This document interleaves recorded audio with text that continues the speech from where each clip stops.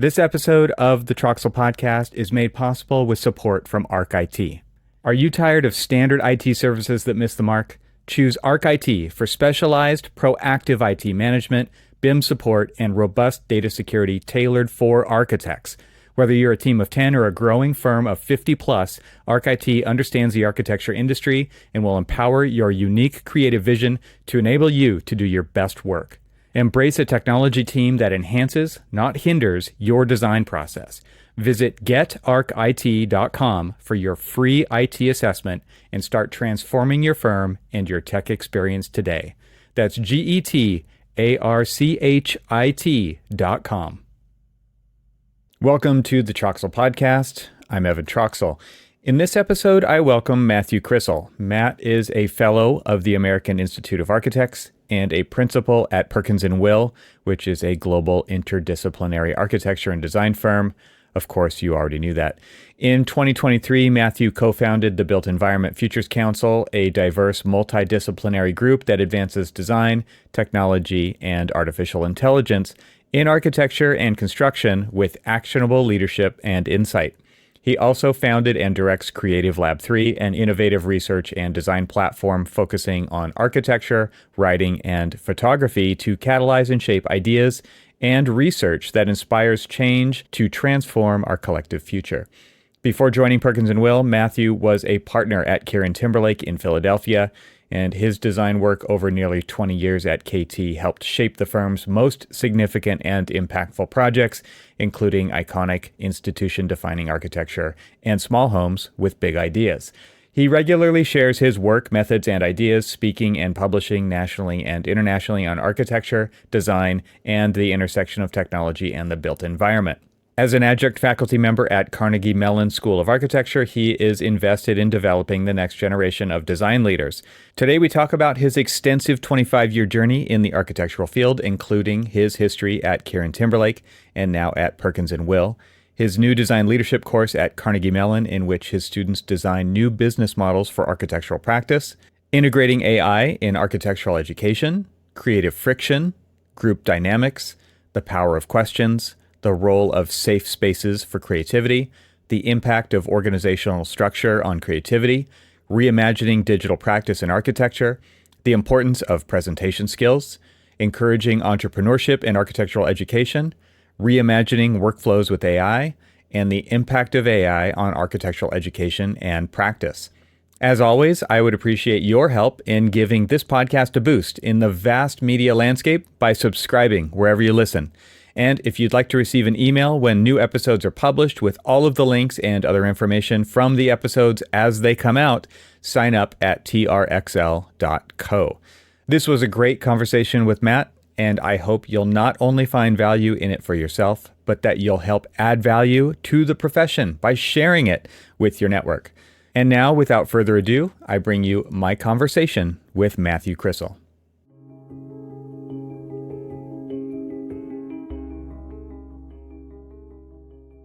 Matthew Krissel, welcome to the podcast. Great to have you. Finally.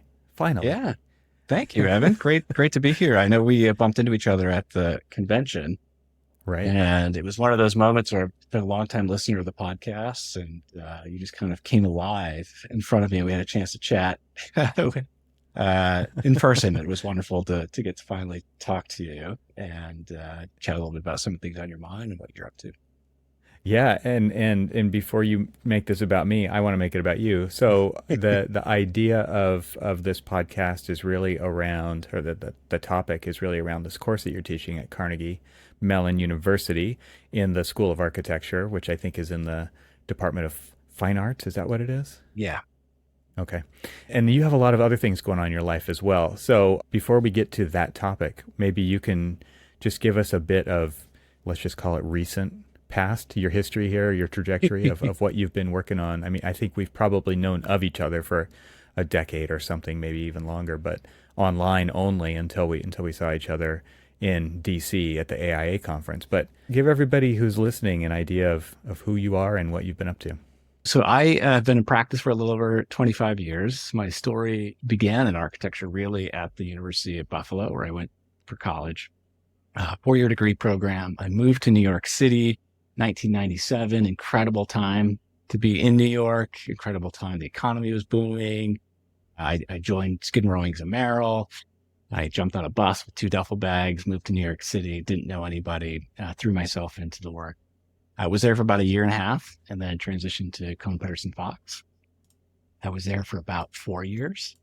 And then the opportunity to go to graduate school presented itself. I applied to the University of Pennsylvania and began there and moved to Philadelphia at the end of 2002 and was there in the program from 2003 to 2005. And that was that incredible time, Evan. If you just remember that period of that transition so when I was in college, we were hand drawing still. Yep. I moved to New York. I've got to learn AutoCAD. I transitioned to Cohn Pedersen Fox. They're using MicroStation. Halfway through my time there, they retrained the entire office to AutoCAD. Yep. And then I go to Penn and it's all, the emergence of Rhino and 3D Studio Max and Maya and all these other tools. Before Autodesk kind of bought all these things like Ecotech, these odd programs on the periphery, these fundamental drawing and modeling programs. And so early on, I was getting this sense of how you kind of start over that importance of being data nimble and kind of tool agnostic, as I describe it, that there's, the ecosystem of architecture is going to be one that's always dynamic and always changing. And so Penn, was transitioning from kind of a traditional pedagogy to this incredibly digital forward in that period of 2003 to 2005 that I was there. While I was there, I got introduced to some folks at KieranTimberlake, practice here in Philadelphia. And I started working there as a summer intern. And I had, in New York, I was working on skyscrapers all over the world. And I joined this incredible practice that was just really starting to take off in terms of some notoriety, some wonderful projects. But what was fantastic was they had just published the book, Refabricating Architecture. And what I found when I got there as both a summer intern and then I joined full time in 2005 when I graduated from Penn, was that they were a place invested in at the leadership level, all the way throughout the culture, this idea of fostering exploratory behavior.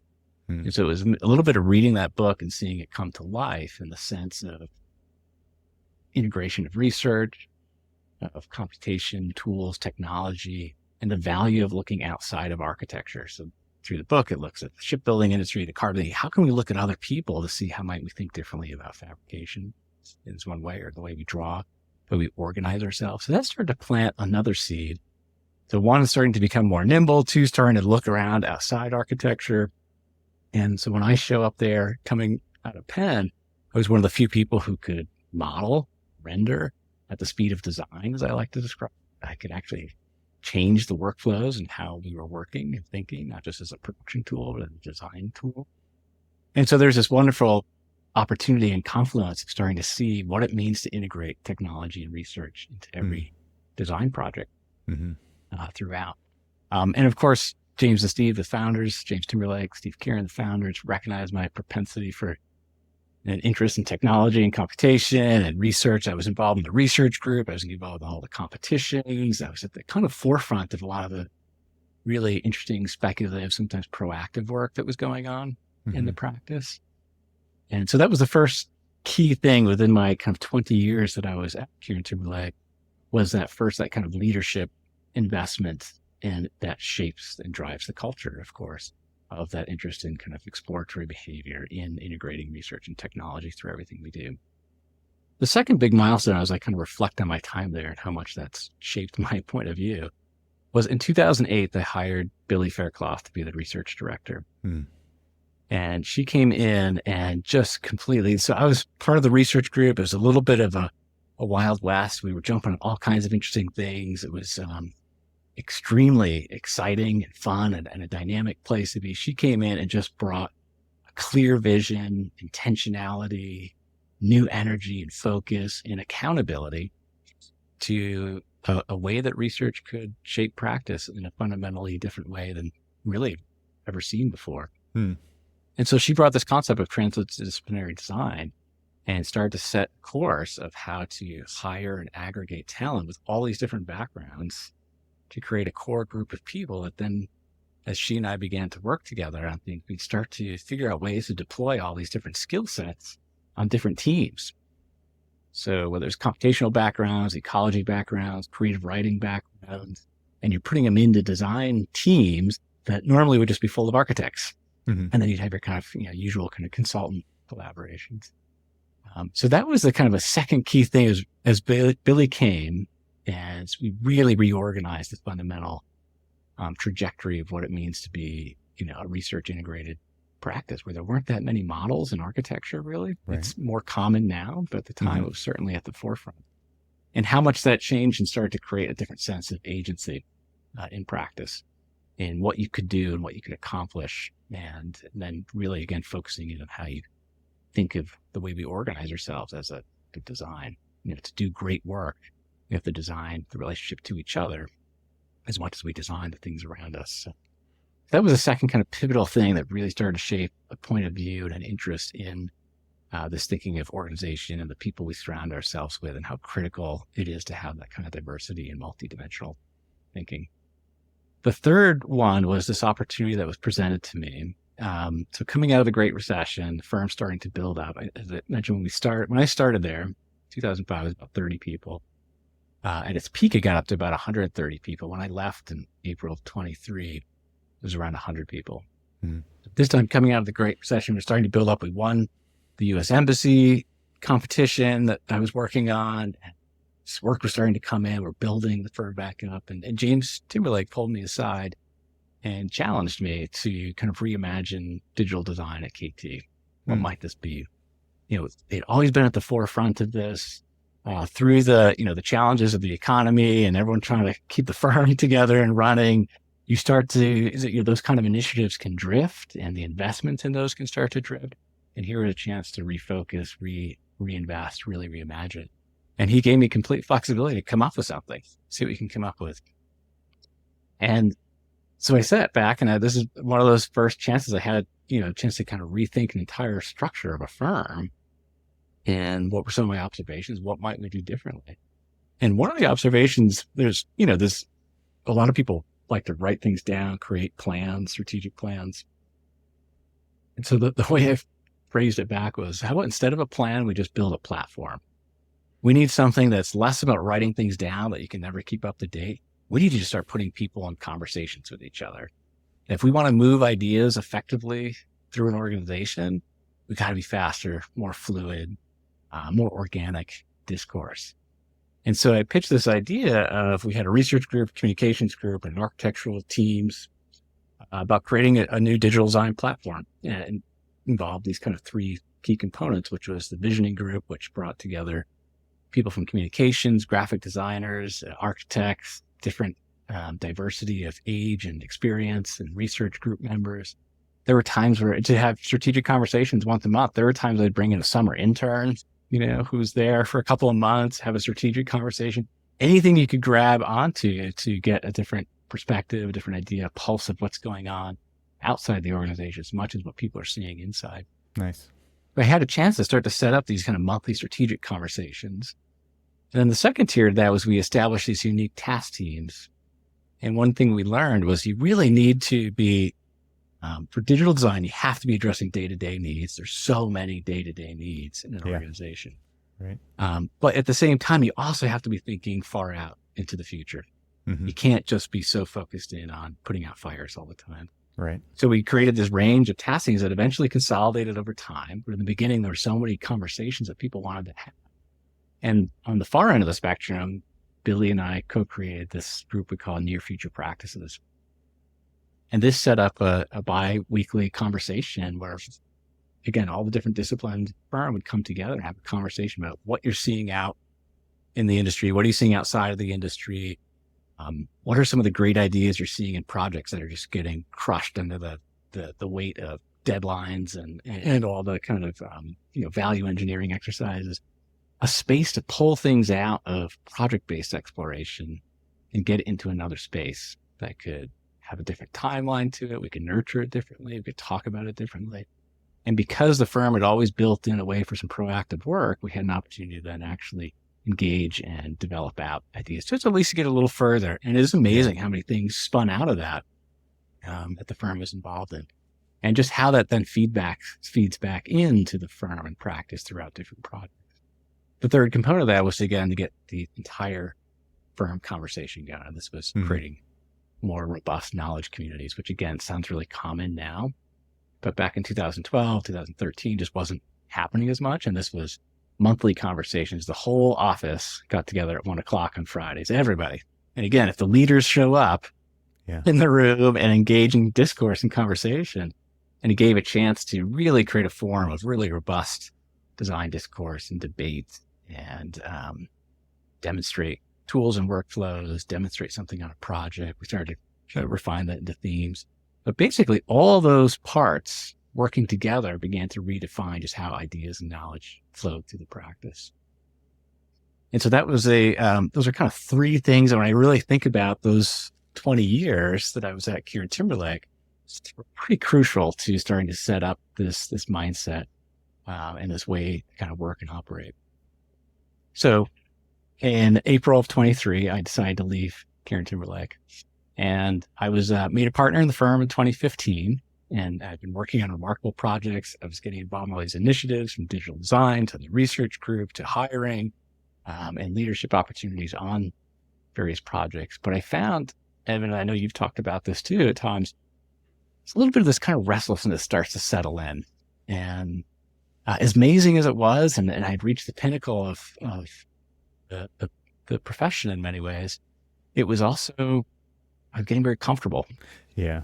And I was thinking that word. I'm thinking of this whole idea of like, it's an interesting struggle to your whole life as an architect, being comfortable with being uncomfortable. And then you get to a point where you're comfortable and you're like, whoa, like, and a lot of people stay there, right? Like, be honest, right? Like a lot of people choose at that point in your career. It's like, you've earned it. And on some level, you kind of feel like that. And then there's people like yourself who you're thinking like, I kind of don't like being that comfortable. And you have this discomfort with comfortability all of a sudden. And now you want to kind of flip that over again. Yeah. And to go back to, where I began was all this constant change through my career, whether it was tools or just cultures or different elements, and just in my normal non-architecture life, all my hobbies and other interests, I enjoy new things, starting things over, building something from scratch. And so here, it's getting a little restless, feeling a little comfortable. I know that to do great work, you kind of have to be uncomfortable. It helps if you're really trying to stretch yourself. Mm-hmm. Being uncomfortable is a wonderful way to do it, as difficult as that can be. Mm-hmm. So I wondered, was I losing a little bit of an edge? Was things getting a little too easy? And so I just started an open conversation with my partners, and they were in full support. I decided to depart. My projects were in a great place. The firm was in a great place, and I just needed a change, really. And so I stepped away. And I honestly had no specific plans. I was fortunate to be in a financial position that my wife and I and my family could take some time and consider my options, and really just step back and reflect. And so I stepped away in April of 23, and there were a couple of things that I did. So one, I started to just re-engage with so many people that I'd lost touch with. And when you're in the AEC community long enough, you forget how many relationships and just people you've met, people you've worked with over the years, whether it's really intense on a project and you haven't talked to them in a long time, or old friends from New York that I worked with.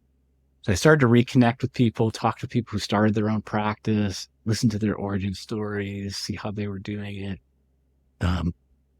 Randy Deutsch and I co-founded a Futures Council, the Built Environment Futures Council. So I had this idea about everything that started to bubble up in 22 and 23 about artificial intelligence. It was very academic, and there was no one really talking about what it means in practice.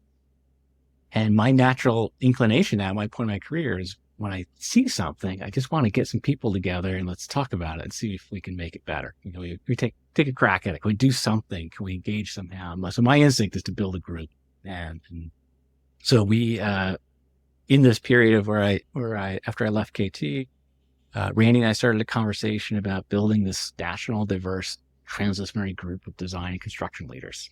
And it was specific about this conversation around artificial intelligence, bring our leadership, bring our insight, and make it specific to issues in practice. And because we had so many relationships, we were able to get landscape architects, people in robotics, people in software, authors, people in construction, fabrication, and architects at all different scales of companies and organizations. And we met once a month for a year. It just started to continue. We did 2-hour workshops and just got a conversation going, and we would connect dots. What have you seen? What have you heard? What are you working on? And we took the approach of then that would spread out in terms of that would feed our own public lectures, our work back in our offices. It was kind of a ground up infiltration into practice about synthesizing all these conversations. So I step away. I've got the flexibility and freedom of time. I'm having conversations. I start this Futures Council. That's great.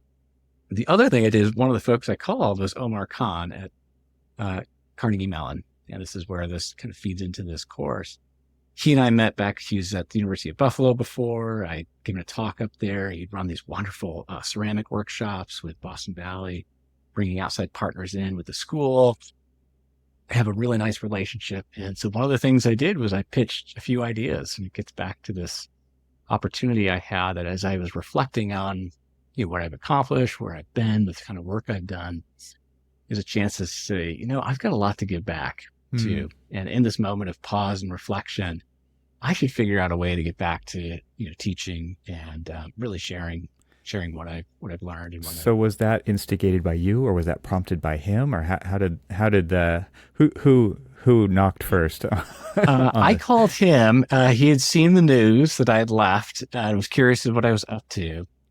And I said, hey, I'm in Philadelphia, Carnegie Mellon's in Pittsburgh. It's about 5 hours away. I've got family there. I did a project there. I know the campus very well. I had just finished up as I departed.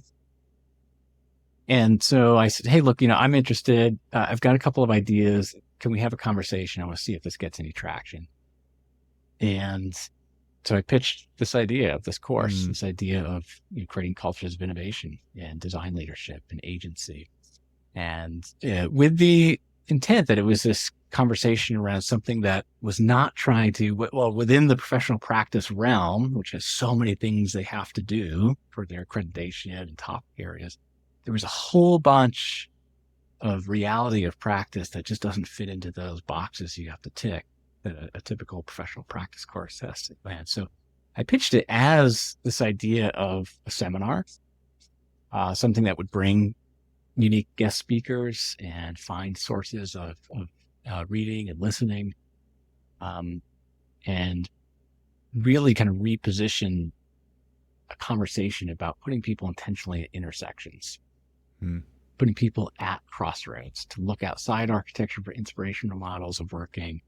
So I kind of loosely pitched this idea. He said, gosh, that sounds great. Why don't you work on it, build something up? How would you do it? So this is spring of 23, wouldn't have time to do it by the fall. So I had till the spring of 24 semester to develop this out. And so I spent some time with him to develop these ideas and concepts out, which we'll get into a little bit more. So in that year, I start to build this class. I am reflecting and having all these conversations. I decided to launch my own practice. I had a couple of opportunities bubbling up. So I launched my practice, which was called Creative Lab 3. And I got a couple of projects out of the gate, doing some concept designs, doing some work, institutional work, some residential work. Got this wonderful master plan at a museum to work on. I brought a person on to work with me. And after about a year, things were going pretty well. I was actually at a point where I needed to start to grow and had to really start to, again, I was at a crossroads of, okay, right now I'm bankrolling everything out of my savings. And anything that came in, just reinvesting it into the practice. And I was at this point of, okay, if I'm going to grow, that's a whole nother kind of financial investment, intellectual investment. Well, I'm in this kind of crossroads, an opportunity bubbled up. And this was a conversation that started with the folks at Perkins&Will.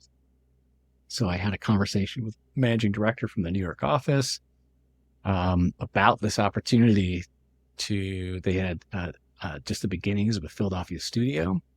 And, would I be interested in doing what I'm doing now, just building a practice from scratch, going and getting work, hiring people, building a culture of design and innovation? Would I do it with them instead? And at first, I wasn't quite sure. I had already invested so much and started my own practice. as I started to really think through, if it was 10 years ago, maybe I'd have the energy for continue to do everything myself. And when you're running your own practice, the chance to really engage a mature practice, an infrastructure, the opportunity to be entrepreneurial, still build something in Philly, shape culture, design, talent, clients who we're going to work with within this incredible global interdisciplinary firm, it became something that was almost too good to pass up. And so as I'm having conversations now, I'd hired hundreds of people, but I haven't interviewed for a job in 20 years. I'm in a totally different position. It's a principal level position. It's just a very different process that I was kind of learning on the fly. So you're having a lot of lunches, dinners, and you're meeting, just having conversations. Is this a good fit? And so some of my criteria of, okay, they do outstanding work, they do aspirational work, check. The other big one is at this position in my life, I just want to work with great people. Yeah. And, I need to be surrounded by outstanding talent and people. And so the folks in New York I was meeting, and then the woman, my counterpart here in Philadelphia, principal of the firm, her name's Laura Morris, super talented, smart. I met with her and had a really frank conversation about what the opportunity really was. What does it mean to build a new studio within this, a place of 32 studios around the world? And we had a great conversation, and again, just became an opportunity. It's too good to pass up. So I had to make the difficult decision to wind my practice down over the summer, begin to phase in at Perkins&Will. As I said, I'm just kind of getting started. So a lot of business development, a couple of projects I've been able to jump on. But that's where I am right now in October 2024. I'm at the frontier of this new chapter with this incredible practice that I'm still getting to know and learn. And the opportunity to really kind of build up the talent and growth and aspirations to reach for something with this capacity for positive impact that I just couldn't do building a practice from scratch on my own. Boarding this kind of rocket ship that's already in motion and the infrastructure and talent already in place. Yeah. It allows me to kind of pair and sync up with where I'm at and what the opportunities really are for impact. Your career potential is what you make of it, right?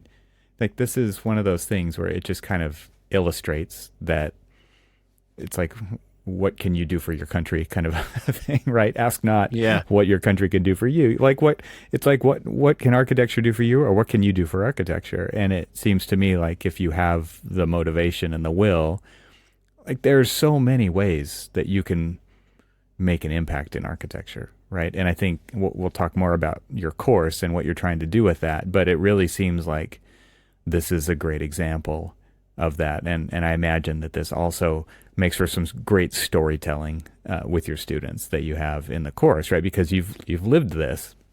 So I imagine that there's a lot of great information that becomes part of this course that you're teaching at Carnegie Mellon. Yeah, the idea that I, joined a practice that had this incredible, robust idea that I was a big part of shaping the culture over 20 years, to then going out on my own and having to build something from scratch and all the facets that entails. And then now joining a place with a chance to build something from scratch, but now with a whole different set of infrastructure. It's almost every possible way you could imagine, different ways to begin and develop over time. And so, it's an incredible opportunity, great moment, and excited to share it and develop it into this course. It's interesting to think of you teaching this course that is really about all of these outside influences and looking for maybe new ways to operate, different ways to build teams. And you're doing that in a larger construct now at Perkins&Will, which is like, how old is Perkins&Will, right? It's old. Yeah, started in 1935. Yeah. Right. So 90 years almost, right? Yeah. And it's interesting to think about, and I've been through something similar. The firm that I was at was probably close to 85 years old now. And developing something and it's not like nobody in the firm has been around that long, right? It's obviously, but they've been there a long time, and there's behaviors, there's just ways of working that are embedded and so hard to break free of. You do have a little bit of a different scenario there where you're in a new location for them, right? You're in where you are. You know your area probably better than they do in some senses, and in other ways they have so much expertise in these different market segments, and you're trying to kind of merge something, pulling all of these things together again, though in a really established place, and innovating in an existing environment is not easy, right? Like, I've been through that. It's really difficult. I'm just curious to kind of, obviously they're open to that. And so maybe before we get to your course, if you have some words around building entrepreneurship, right? Like doing something inside of a firm versus doing something outside of a firm where you are starting your own practice and you have a complete carte blanche, right? To go off and do whatever you want. I'm just curious, like, what your experience or advice you could give people about doing that kind of a thing inside of an existing organization and how it might be different than starting fresh. Yeah. I mean, I can just say, when I interviewed, that's part of what I pitched. There's plenty of people, 20 plus years of experience who just needs, someone competent to go get some work and run a technically sound studio. But if you want somebody who's interested, and you've seen my background, my project experience and the kind of things that I've done, the other spaces that I've been involved in. There are a few other things I didn't quite mention in that quick overview, but if you want all that, within this framework, then let's talk, because that's interesting to me. And in fact, the challenge of merging those two spaces, when you have a very mature practice, there's a lot of momentum there that sometimes can be an uphill battle to untangle. But if you have people that are actually open and receptive, you can then wire that energy in the right direction and just kind of reorient it into a different trajectory. So the key thing for me was, so it's just, associated with the New York studio and New York studio leadership. And then I got, to meet, people throughout the corporation.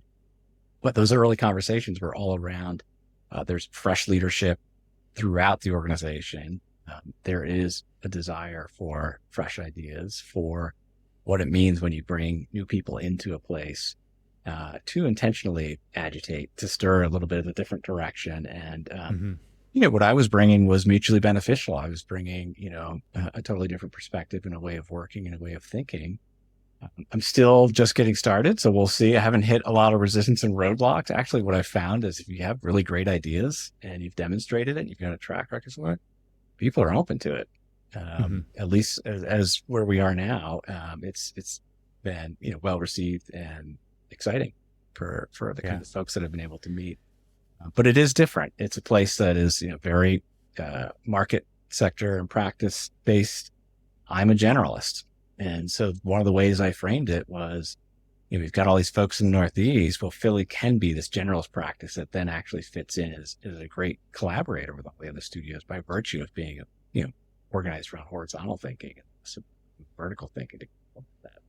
We don't need to duplicate and start competing with all the other studios in the Northeast by trying to build up these, highly specific market segment areas. But I've got experience across a lot of these spaces, and therefore it works really well to combine those. So that's part of the big picture strategy we're starting to map out. And now it's about how to actually execute that. And then, the goal and purpose of this is to do better work by virtue of that kind of an alternative organization. The non-status quo version of practice is ultimately to do better projects, to create a better process. The clients like it better. It's more enjoyable. The build team likes it better. It's more successful. The execution, the ideas, the innovation, the whole purpose of all that intellectual diversity is to actually ultimately create a better outcome for people. Yeah. Well, let's talk about this course that you've got. The idea behind it. I want you to introduce it, but the name of the course is Design Leadership, Creating Agency, a Culture of Innovation, and Fostering Entrepreneurship in the Built Environment, right? And you were kind enough to share with me your syllabus and some other documentation that happened, I guess, from the first time that you put this course together, like you mentioned, last spring, and you're gearing up for another round of this course. Just to kind of set the table here for what it was. And so it's all architecture students. Is that correct? So it's in the graduate program at Carnegie Mellon, all architecture students. It was about 23 students. When I pitched the idea, that was, essentially the title. And then the high level was, hey, I want people to essentially design a practice of what it can and should be. And I will lead them through with guest speakers and other types of conversations, and get them introduced to new ways of thinking to start to find new gaps, to start to find new ways to think organizationally. I found, a couple of things when I kind of critique academia is that they're asked to do so much, and architectural education is incredibly complex. When you think of everything you're trying to prepare someone for. The word that comes to mind is rigorous. Yeah. Yeah. When you think about, everything you have to do for accreditation, everything you have to do, if you're just trying to design something, you want people to graduate with all the things you want to expose them to and get them interested in. There's an enormous amount of ground that has to be covered. The reality is the professional practice course has a lot of boxes it has to check, right, to meet accreditation.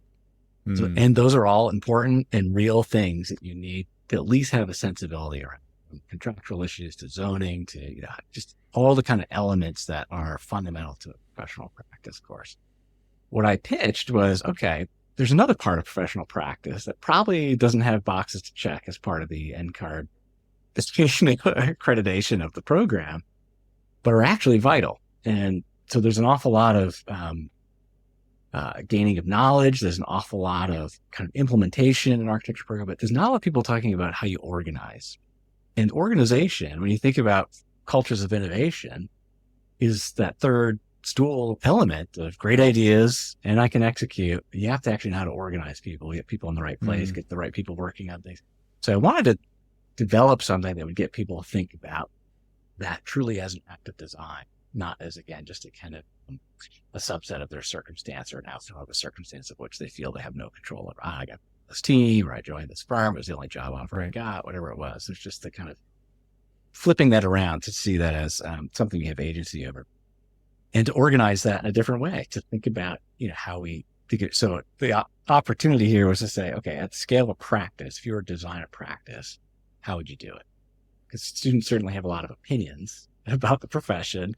They certainly have a lot of opinions about what's missing out there and things and territories they feel they should be involved in, or why are architects involved in this? Why aren't architects involved in this? And graduate students are coming from a variety of backgrounds, right? They're not coming from architecture all the time. They might be coming from finance, or they might be coming from engineering. It could be a number of things, right? And so curious just of the makeup of the first cohort, what did you see as kind of like the thing that you were just saying? Architects should be involved in this, they should be involved in that, and maybe or maybe not they have any exposure already to architecture working in firms.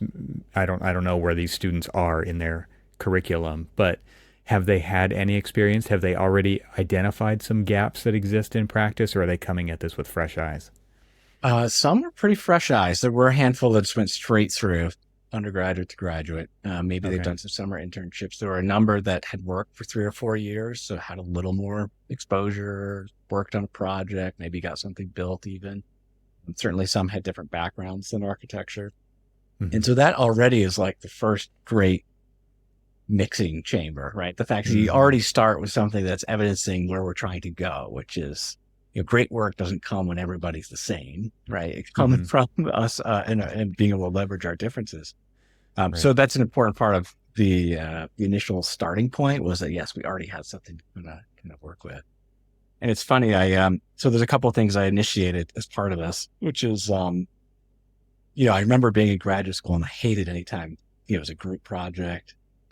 Or, oh my gosh, and then you graduate and guess what, right? Everything's in groups of people. Everything's a group project. So right? I do acknowledge that. Okay, look, you're going to work in groups. And I realize that half of you probably really don't like that. But it is essential. An essential skill. How do you work well with other people? Because architecture is something that requires not only other people in your practice, but obviously the team you build, the broader team, the consultants and groups. But when you get into the build teams, as more and more that becomes integrated, the more and don't forget the clients. The clients are on your team too. So, so it is, you are always working with other people for sure. So getting people, so I asked them to design their own group. So I start the class actually with a kind of workshop, freewheeling workshop. And first couple of podcasts I have them listen to, and we'll come back to why I did podcasts, but was all about like the importance of diversity of groups and diversity of thinking. And of course, all the students are always thinking about these questions of diversity, equity, inclusion, all these kind of conversations are happening. So then I asked them to form their groups. The next class would come together, and I look at the groups. And I'm like, wait, you guys all just make groups with your friends. Like, you just listened to a podcast about the importance of designing a group by finding people who have complementary skill sets. They're not like you. There might be creative friction. And the strength of that, that makes, it was kind of funny to see, already the first test was like a fail because you go back to your old habits. But of course, you expect that as well, right? I mean, it's a great learning moment, teaching moment, because it's going to happen. Right? Yeah, it's going to happen. Are they already like, oh yeah, you're right. We probably should have taken our own advice there. Yeah. We just went with the path of least resistance, right? It's like, where's the comfort lie? Let's do that. That's how we'll start. Yeah. Right. So there are a couple of things I set up within this. So when I pitched this, I'm like, gosh, there's this whole sense of like how we organize. It seems to be missing. And there's some things around the edges of what I would consider professional practice that are just never going to fit into the standard template of all the stuff you got to cover. And to, Omar's credit, a wonderful person, a visionary, a great thinker. He's always kind of interested in thinking about collaboration and new modes of thinking. He got excited by it too. And it's like, hey, this sounds great. It's exactly the kind of stuff we're always talking about. We just haven't had a place to kind of stitch some of this together or make it kind of coherent. And so I organized this around a seminar style so that it would foster conversation. And because I'm not a lifelong academic, I also probably taught it a little bit differently than most people would. I organize this all around podcasts, as I said, because to me, that's the contemporary mode of how you get great information in a kind of conversational way. It's unrealistic to ask students to read a book a week and come back and be ready to have a conversation around. If we have a book by an organizational psychologist that you're going to read as a way to just think a little differently about how they see the world, that's impractical. But an hour and a half long conversation in a podcast after they just published the book is a great way to get the deluge of ideas, but get them to kind of really, in a fairly quick, but more engaging way, because of the nature of the back and forth, that helps contextualize the information. Then again, if you just kind of read it, you get a little bit more of the background story. So what I did and what you were referencing before, this giant Miro board, that's another thing in practice, you need collaborative, infinite whiteboards to share and gather work.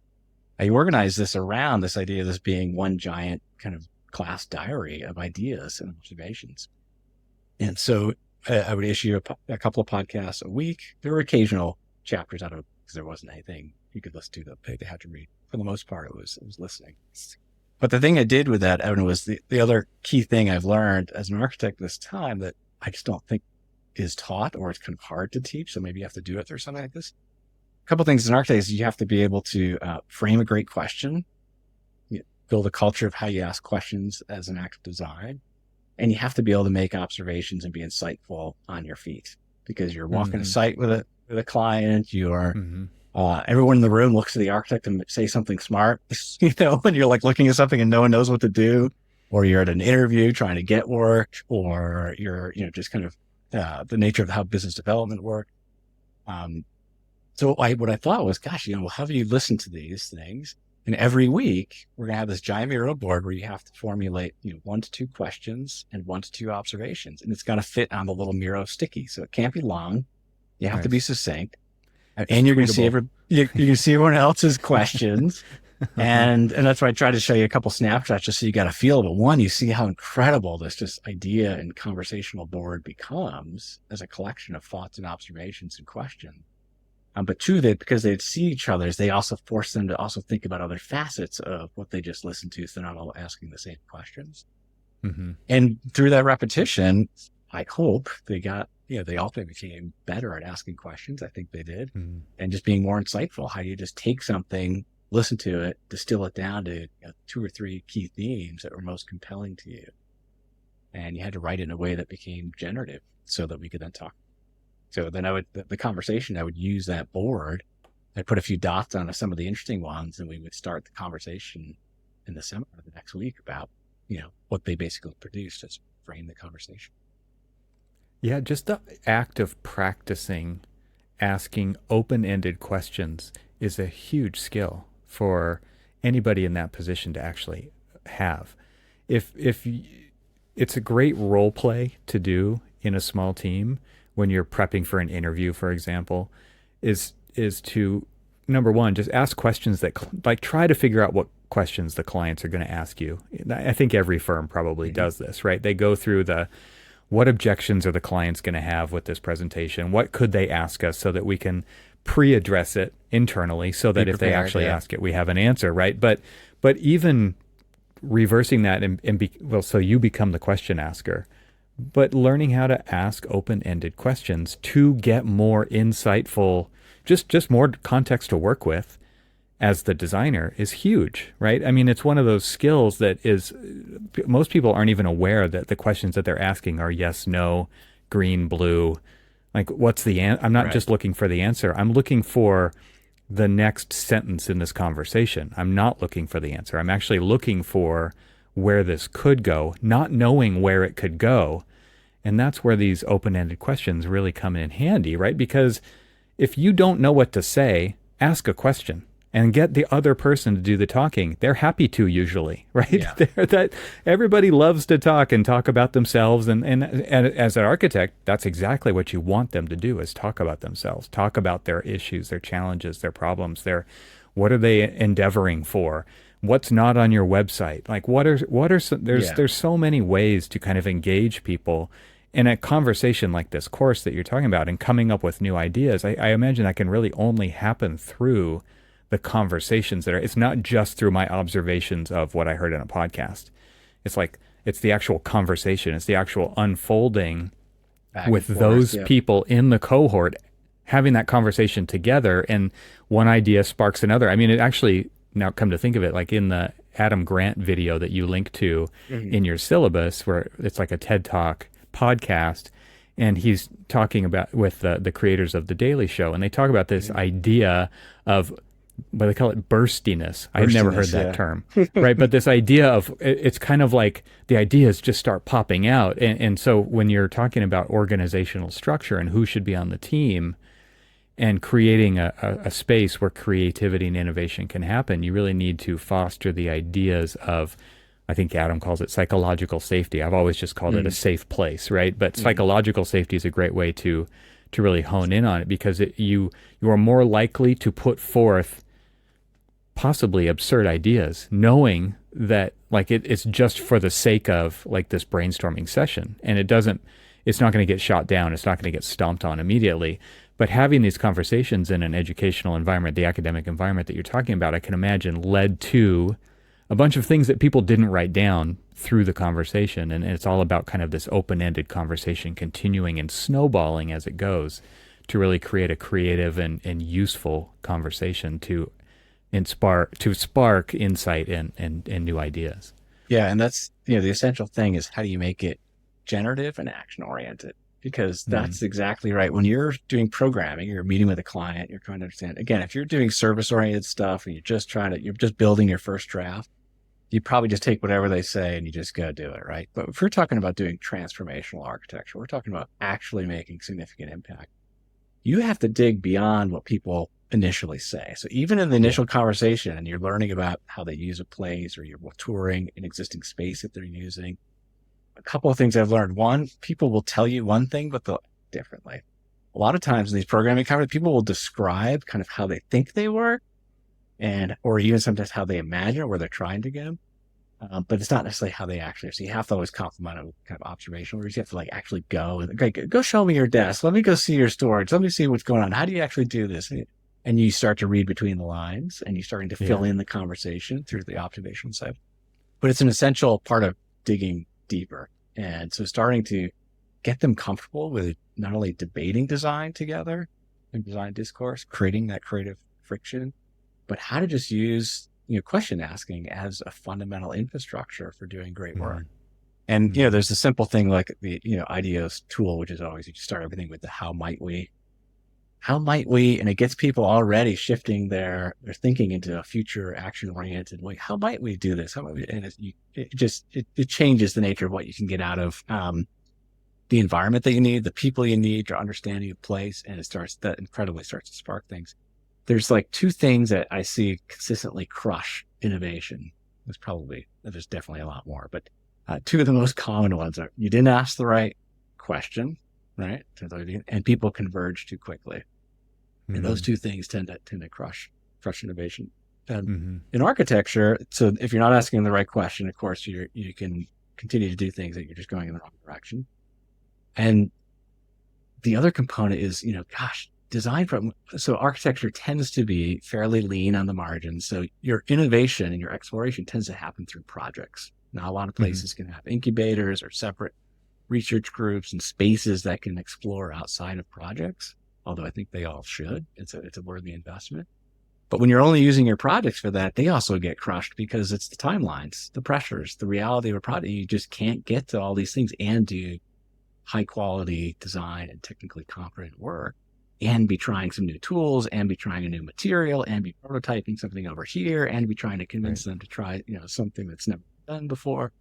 It's very, very hard. So these are the kind of things that, these weekly rhythms of asking questions and forming observations around material that you've never heard before. And I'm glad you brought up the one about the Adam Grant one, because I thought that was wonderful and parallel to think about how architects like the design process. So this is one where he basically, he's an organizational psychologist, and he goes in to learn from Trevor Noah and the team, hey, how do you create a show every single day? Right. Like the creativity required, you have such a short turnaround time. Yeah. It makes an architecture phase, a schematic design phase of 3 months seem generous, right? What if you only had 12 hours, right? Sometimes we only do, but I loved it because I got thinking about what I loved about how he talked about how they come together for these kind of brainstorming conversation, that burstiness where everyone's getting excited at the same time. But then at the same time, he talks about how important it is to then step out of the big group and a smaller group comes together to do the editing and the refining and the final polish of the idea or the joke in their case, the comedic part. Ultimately, Trevor has to deliver it. And so he has to kind of put it in his voice and dial it all in. And it's a beautiful way to think about how to reorganize the way you think about design and a design process and what it takes when you bring a group together and all the issues of groupthink and problems with brainstorming. But that point of when you think about editing and refining ideas, and how you can reorganize the group, split off, go into smaller groups, do interesting stuff. You might come back together. So it's a great one to kind of think about, again, through this other lens of someone had to create through a different way that we can think about as architects, how we might change our own design process at a different pace and a different type of ideation. It reminds me of a talk that's on YouTube. I'll try to find the link to it to put in the show notes. But John Cleese has a wonderful talk on creativity. And he talks about that highly creative time, but also the really introspective polishing time that you just referenced, right? It's like you have to have both, and sometimes one might be bigger than the other, but it's relatively impossible to be creative on the spot, right? This is something you show up and you do the work every day, and that's what flexes that muscle so that maybe someday you actually can just be creative on the spot. But like you were talking about earlier, when you're walking the site with a client and you need to have kind of insightful comments on the fly, that comes through having done it a lot, right?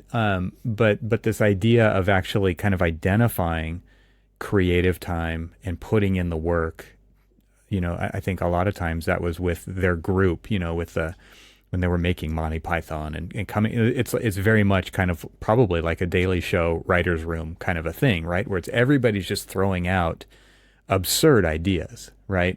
And making people laugh and actually noticing, what are people laughing at? What are people interested in an architectural context? It might not be laughter, right? But it might be, you still need a place where you can you can throw absurd. I think it was Bjarke Ingels who, maybe it was the Netflix Abstract series, the episode on Big, if I'm remembering correctly. But he talked about like this, having a safe space for creative work to actually happen, and he actually used the word absurd, right? You have to have a place where people can have absurd ideas, because it's not until afterward, when you actually go down that path, that you can look back and think that thing actually made a lot of sense. But in the beginning, it made no sense at all, right? What do you mean we're going to do a waste plant with a ski hill on it in a flat, in Copenhagen, right? Talking about, what's the name of that? I think it was called Copenhill, right? It's like, it's this, energy plant and recycle, like waste recycling, and they put a ski hill on it. And that is if you think about it without the context, like it is a completely absurd idea. And yet it's a reality. And everybody looks at it, maybe not everybody, I'll generalize a little bit here, but it's like, what an innovative idea to make multiple uses out of something that nobody would ever think of doing, right? But having a design studio where those kinds of ideas can even be proposed, a lot of places don't have that, right? Yeah, it's too much check the box. And I think Adam Grant says it in the beginning of that podcast. He's like, large groups are where creativity goes to die. Yeah. Right. It's not a creative place. And yet here's the Daily Show. Here's John Cleese and his troupe of comedians. And here's Björk Ingels' group, right? Where they have a group of people and they come together and through their wide range of experiences can come up with extremely creative ideas and then execute on them and do what they need to accomplish with those, because they have built a culture of creativity and psychological safety, but also have the execution behind it to back it up. Yeah. I mean, that's where I try to begin the class, which is where do good ideas come from? And just having a conversation, because that kind of combinatorial thinking and approach you just described is, one of those that, again, that's an intentional act. You have to put yourself at crossroads and intersections. You can't just be in the constant flow of the way it's always been. So that changes who's in the room? Who are you hiring? How do you make a team? What skill set and background do they have? And then who are you bringing on as consultants? And of course, who you're selecting in terms of your clients, if you're in a position to be selected. All those things need to come together, but you have to design the process and the organizational thinking to allow those things to happen, create the culture for people to speak up, to be able to explore, to engage, and you have to still do it and meet all your usual timelines and deadlines for architecture. So it's a beautiful design challenge of people and place and culture of how you kind of bring all those things together. But it's a wonderful, to me, it's so much of the world is becoming more of that mixing.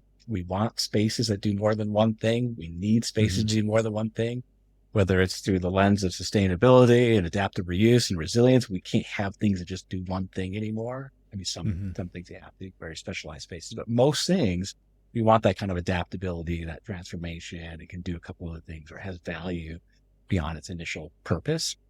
We add that to the fourth dimension of time to all these things, and you're starting to use that again as part of the design process and the way of thinking. That is a wonderful driver to kind of instigate, again, this question of how you kind of think about the organization of people. So it's coming up with a balance in that group, right?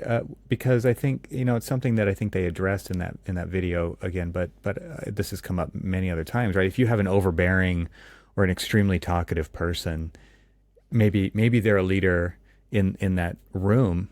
Like a lot of things just defer to that person because they talk the most or because they're the boss or whatever. And so in your class, you're that person, right? And so maybe I would be curious to hear how you handle, this discourse of ideas, but all the students are pretty much on a level playing field. So maybe there isn't necessarily, there's no corporate structure in academia when it comes to the student body, right? So, but when you're in professional practice, there definitely is. And something that I've also heard about, and I could be incorrect about this, but like there's this Japanese meeting culture where the idea is that the juniorest people get to speak first and the seniorest people get to speak last, so that those ideas come out and they're not just agreeing with something that a senior person said or completely deferring, because that naturally happens, right? In these kinds of organizational hierarchies that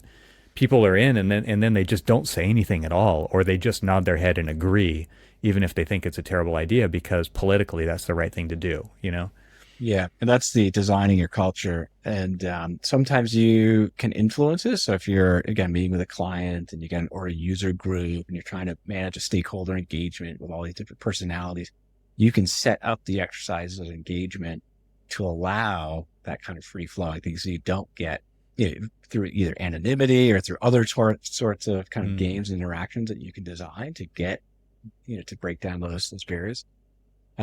In our own internal organizations, I mean, this obviously is something that's plagued architecture because it's for a long time been built around a cult of personality. right? It's the singular lone pollinator, the lone genius who moves around the room, sharing and tapping you on the shoulder with a great idea and sending you off your way. And so part of this is, how do you create a culture of collective fluency? How do you shift that model radically?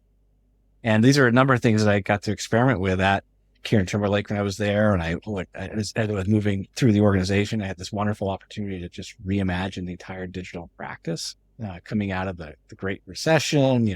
Everyone was just kind of trying to hang on, and there's this chance where James Timberlake pulled me over. Was like, hey, we used to be a leader in this. We need to really reimagine some of this, and it gave me a chance it was one of the first opportunities I had to sit down and really think about, hey, if I could design a kind of hive of activity, how would I do it? And so I pitched him this idea, like, gosh, there's a couple of things I noticed is, we've got people in the communications group are doing something. You got architects doing something. We've got the research group doing something. We use similar tools. We have similar challenges, but no one's talking to each other. So we devised this idea, like I developed this, what we call the digital design visioning group. And it was intentionally, I had to go around and select people and you made sure you had, extremely inexperienced people in the room, extremely experienced people in the room. You had people from the communications group, the research group, the architecture, you had technical people, you had the kind of blue sky thinkers. And so we made an intentional kind of petri dish of all these mixes and created a space for that kind of conversation to happen. And so we would meet regularly. And one of the groups we devised was called Near Future Practices. And every week to build discourse, it was about all the things you were thinking about, the stuff that was getting crushed in projects, but you had a great idea, needed a space to move out of a project and just survive a little longer, to get a little nurtured a little bit. And it spun out so many wonderful things. And of course, the firm, we were set up to do software, hardware, design building, do all kinds of amazing things. It's remarkable infrastructure in place. But part of it, that opportunity, this was 2012, and I had a chance to kind of reimagine this, was my first chance to not only just think of it, but then deploy it in practice and see it actually work. So some of those things then became essential for my own development about, how I run a stakeholder engagement, how I organize people to make sure you're in a place where people can speak freely. But even in your own culture of design, how do you shift from a place, again, around the cult of personality, to a place about ideas and, really about the best ideas are going to be what moves forward. Sometimes, like I said, you still have to have maybe a smaller group kind of eventually kind of edits and helps refine and select, but at least creating the space for that kind of exchange and dialogue and discourse to happen is so vital. Certainly what I saw in practice, certainly what I've carried forward any place I, go and operate at any scale. And so for this class, so one of the things I did, it solved a couple of things. Every class I start with just an ask me anything.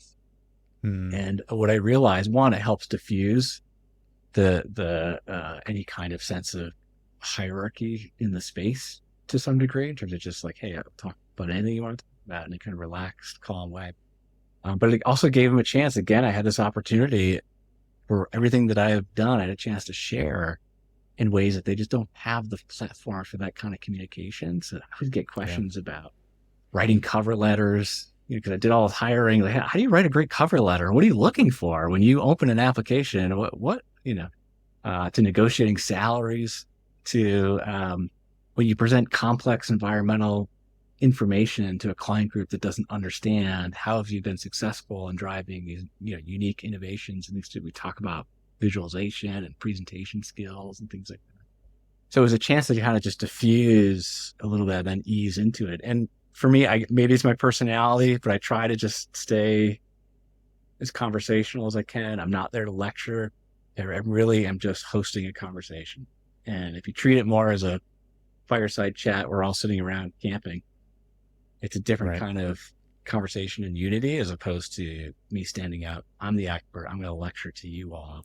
Yeah, I'm there I'm just guiding a conversation. I'll try and draw people in who are a little quiet. I'll try and reshape it or reorient it if it gets off track a little bit. But I want to take that a little bit further, and that is, that is an amazing strategy to employ, because I think most architects are in the position of interviewing or presenting to win work, or most of the time where this comes up, where they're leading a presentation, and it really is kind of a one way until maybe the last 20 minutes is then opened up for Q&A, right? A lot of times when you're presenting for work, it goes to that. But I've done talks like about the kind of topic that you just talked about, which is just engagement. How do you engage people as an architect, right? And it kind of goes back to what we were talking about earlier about asking good questions.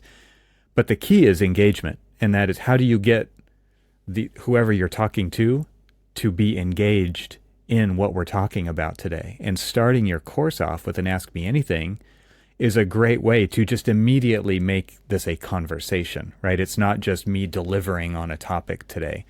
And I've talked to AIA groups about a digital, connection like the one we're having today as we have this podcast, right? We're doing a remote recording here. And a lot of times, especially during COVID, it was done this way. This was how interviews were handled. And even today, like, just let's cut out the travel expenses. Let's cut down on, flying somewhere or driving somewhere to do something. Let's do it remotely. And how can you engage? And still, it's not like by showing drawings and screen share and showing renderings. It's by asking questions. It's by within the first 6 minutes, I think is what the research shows. You have to engage the audience within the first 6 minutes, or else they're going to pick up their phone and they're going to start doing email. Right. Yeah. And they're going to start doing other stuff because you're actually not talking with them. You're talking to them, and maybe they're interested, but probably they're not. Right. And they've got other stuff to do. Everybody's really busy. And so I think it's an interesting strategy for you to kind of open up the discourse for that week to do the Ask Me Anything and just say, I'm not here to tell you something. Let's have a conversation about whatever you want to talk about. That's a great way to. Yeah.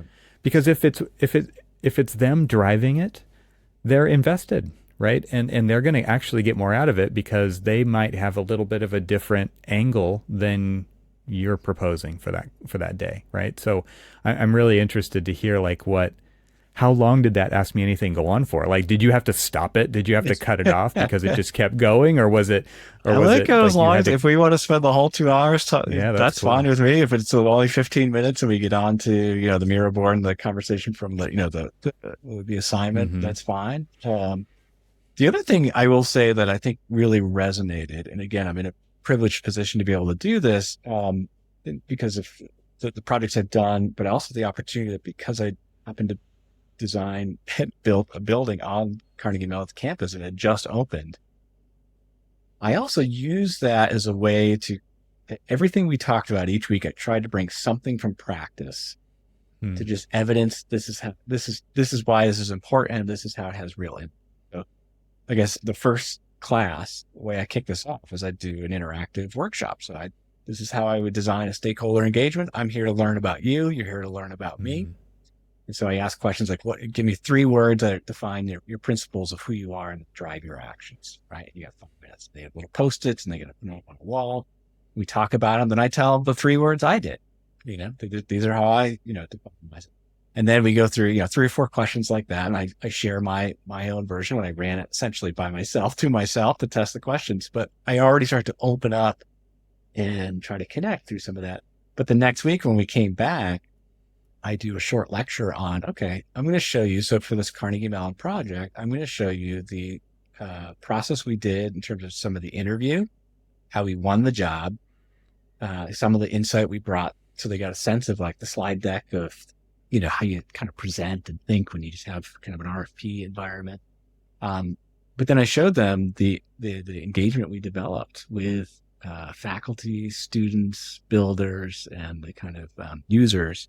We assembled to a day-long set of interactions, and I showed them a number of them, what we did, the questions we asked, the outcomes, and then I showed how it changed the program and how it actually changed the project so they could connect the activity to actual impact. It wasn't just some icebreaker exercise that seems kind of silly and ridiculous. These are real acts of design that rewrote the program, changed opportunities within the building, recentered priorities based on real faculty and user and student feedback on what the building could be.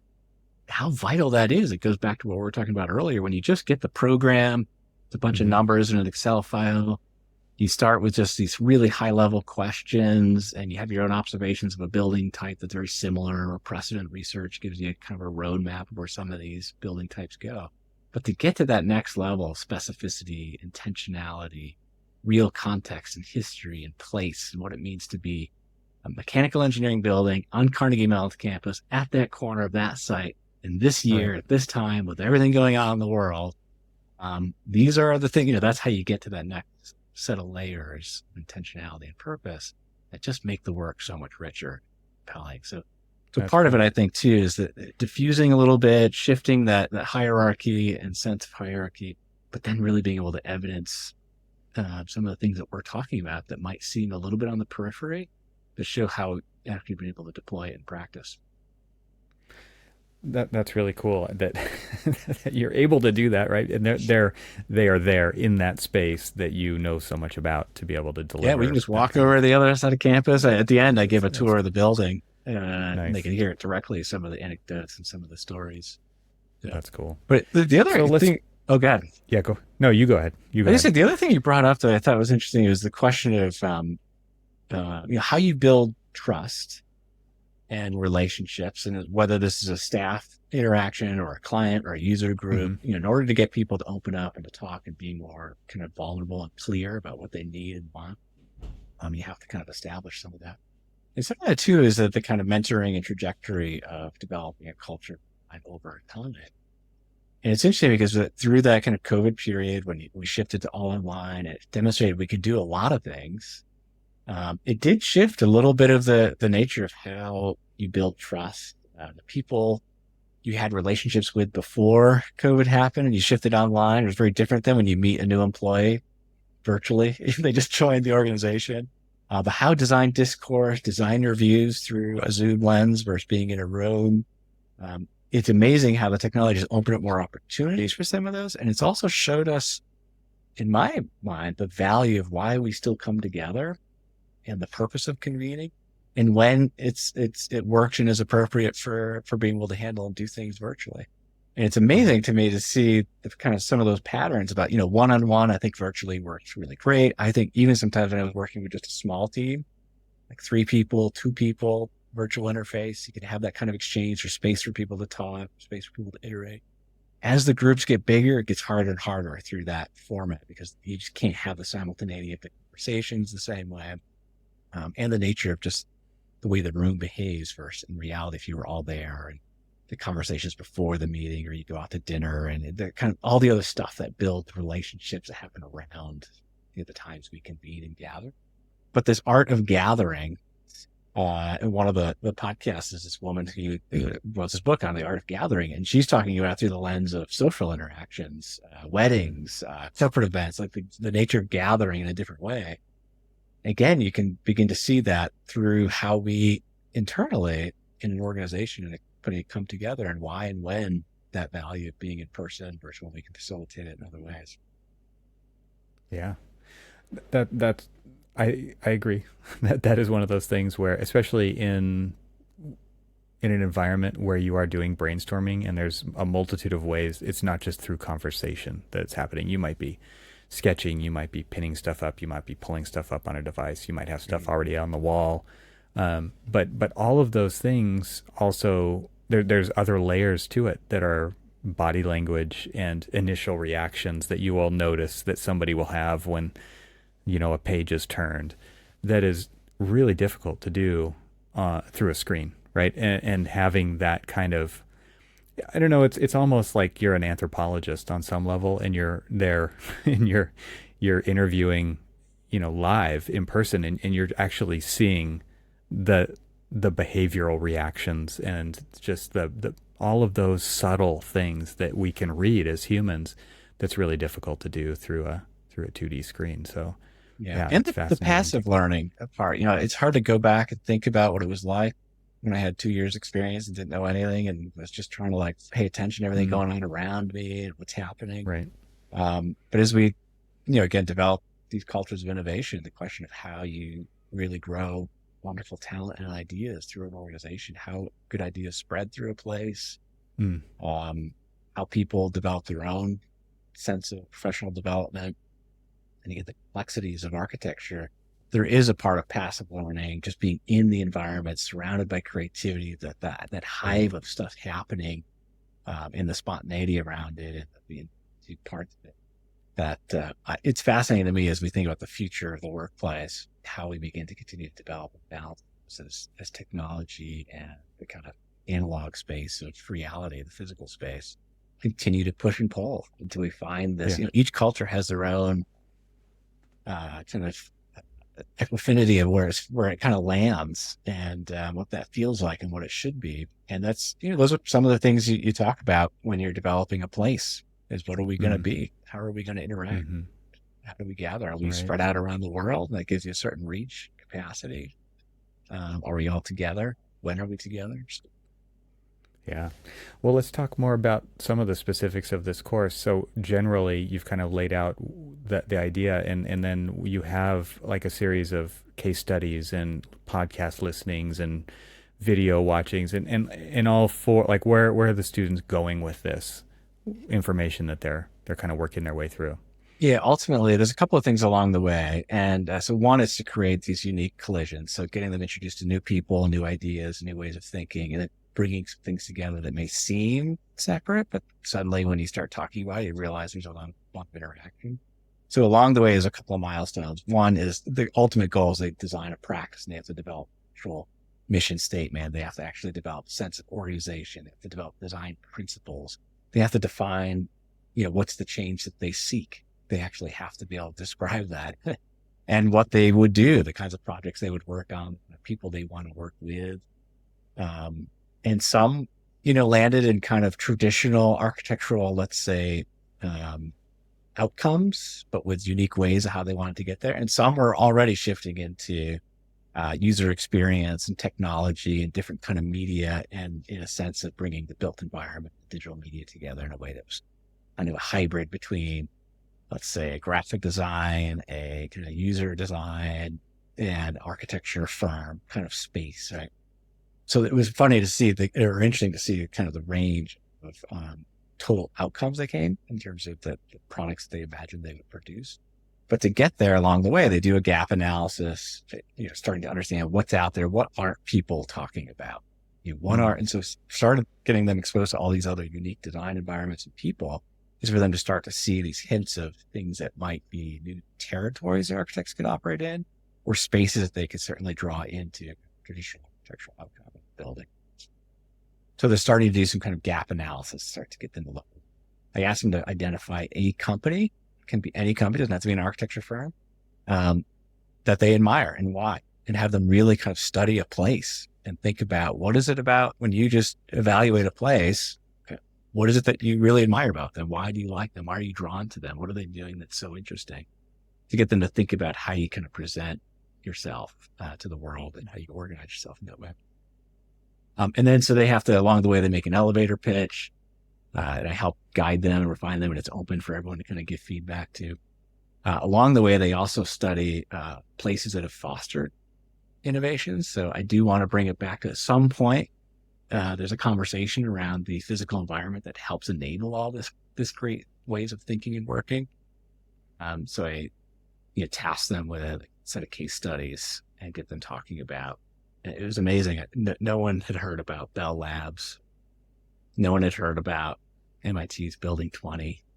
So there's like the one which is no design and like chaos, but it created all this incredible innovation and outcomes, Building 20 at MIT. Right. Then you have the like high design of the time, both mid-century incubators, the Bell Labs and the Sheridan kind of overlay to the whole thing. Everything was so specifically designed to create those kind of interactions, spaces of innovation. This year, I'm going to introduce a few other ones that are more contemporary that I want them to kind of look at.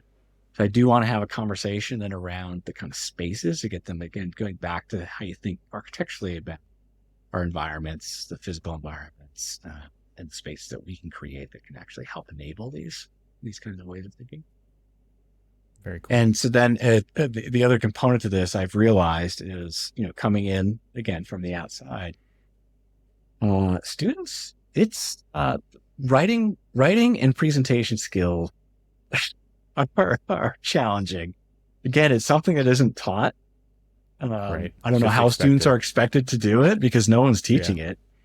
Right. But one of the most essential skills in practice is communication. You have to be able to write to clarify ideas. You have to be able to write to communicate to the world. You have to be able to present and pitch and get people excited in really succinct and clear ways. So the other component to this is, I can't solve all those things. So, okay, let's try and just help them improve their presentation skills. So through this, each of these things are going to be less writing, more presentation. So get them to get things down to 10 to 15 minutes. So group of 5 people, you got 15 minutes to do a case study, you got 15 minutes to pitch your firm, your organization idea. And so even the final project this year, I'm going to get rid of the final paper and just focus on delivering a great presentation. Because ultimately, at their stage when they go into practice, if they can at least present, whether it's internal design dialogue or they do start their own place and they got to go pitch somebody an idea, let's see if I can help them on their presentation skills, just get them more comfortable in how you kind of organize ideas, pitch ideas. Nice. A lot of this is reminding me of a book I read a long time ago. I'm looking over here on my bookshelf, but it's probably here still, is Simon Sinek's Start With Why. Mm-hmm. And he cites a few companies as case studies as well for kind of the types of places that they have where these interesting things have come out of. He talks about Apple, he talks about Nike, he talks about Southwest Airlines, he talks about Harley Davidson. And because all of these companies had a why, maybe they've strayed off course since then. Maybe they haven't. Maybe they've been really successful with that. But I think that was always interesting, right? It's like a lot of companies get, here's what we're going to do. Here's how we're going to do it, right? Especially in a service industry like architecture, right? It's usually an extremely complex checklist, right? Of you've got to get these people's approval, then you've got to get these people's approval, then you've got to do this set of drawings, and then you've got the bids, and it's just like thing after thing, milestones, and project management is just information management on steroids. It's insane, right? But it's the big idea is what you're talking about. Like, what's the big idea, and how that all the decisions it's like a partie diagram in architecture, right? Here's the big idea, and all of the decision making supports staying on course with what's the partie say that we're supposed to do, right? It's like an overarching set of guidelines that we can say it all makes sense if you look at it from this origination point. That whole idea of start with why being the most important. Why does this company deserve to exist? Why do we exist? Why do we operate like this? Why do we speak the way we do? The why question is so important. And a lot of architecture firms maybe start out that way, but I think it's difficult to stay on that course if you don't continually, and you're allowed to rewrite the why at some point, right? You can totally have a revolution or an evolution in your practice, but I think a lot of that gets lost over time and just becomes like, this is the way we do it because this is the way we've always done it, and here's the checklist because it's all about efficiency and productivity and managing that part of it, and then it kind of waters down the creativity, and it waters down the innovation, and it waters down the impact that it could potentially have. Yeah, and even just the connection. When you go after enough work and you lose enough work and you get feedback from people, well, they didn't select you. You start to hear some of these common themes, and it happens a lot in architecture because we're so fascinated with process, and because process is so critical to be able to do what we do. But it's not that interesting to most people when they just need a building that does something really great, or they're trying to create a great teaching space or a wonderful place for students to live.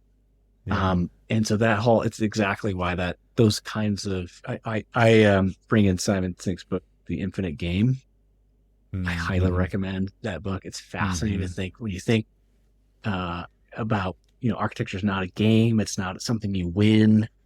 There's no end. Yeah. There's no end. The rules whole idea change. Of like, people we're all trying to get there, and there's no there. Like, it's just going to go to the next thing after that. Yeah. And why you don't focus on your competition, which is part of don't just look at other architecture firms and wonder how I'm going to do a little bit better than them, or these are all the people going into this interview. Because then you just become this kind of diluted version of essentially an averaging of everyone you've just been reactive, fussing over. instead of really getting to what are we doing? What is our purpose? And so that start with why is exactly that too, which is trying to really think of what exactly are we doing. So I actually start the first line of the syllabus. There are some great quotes that I think help give people a sense of the range of the way I want them to think. But the first way I start was, we imagine a world where meaningful and transformative buildings, spaces, and ideas are accessible to more people and places, inspiring change and enriching individuals and their communities. And then start with, okay, you're going to design a firm, and we're going to meet every week, and da-da-da. And oh, by the way, it's like just the changing it around to putting it back to where you're trying to go, and inspiring people in a way. But really, the biggest thing is just talking about what they actually want and need, and putting it in terms that they understand. Whether, again, you're pitching an idea to your own teammates, where you're trying to go, the party, the clarity, the big idea, because then everyone orients and gets behind it. You get everyone pulling in the right direction. Everyone, the trajectory is set. And now you're aligning resources and intellect immediately towards a common place, where if you're all over these things that are all over the place, and people are imagining all kinds of strands and tangents, it just becomes an incoherent mess of people in the room, what's going on in their brain right now. And, we talk about collaborative cultures, and you can invite all these interesting people to the room, all these different backgrounds. You can do all that hard work. But if at the end of the day, the space itself isn't fostering it, it's pointless. They're all they're all drifting, they're on their phone, they're not following you, they have no idea what you're talking about. You're using a piece of technology, nobody can engage. That's why, simple whiteboards are so great. Everybody can jump up and use it.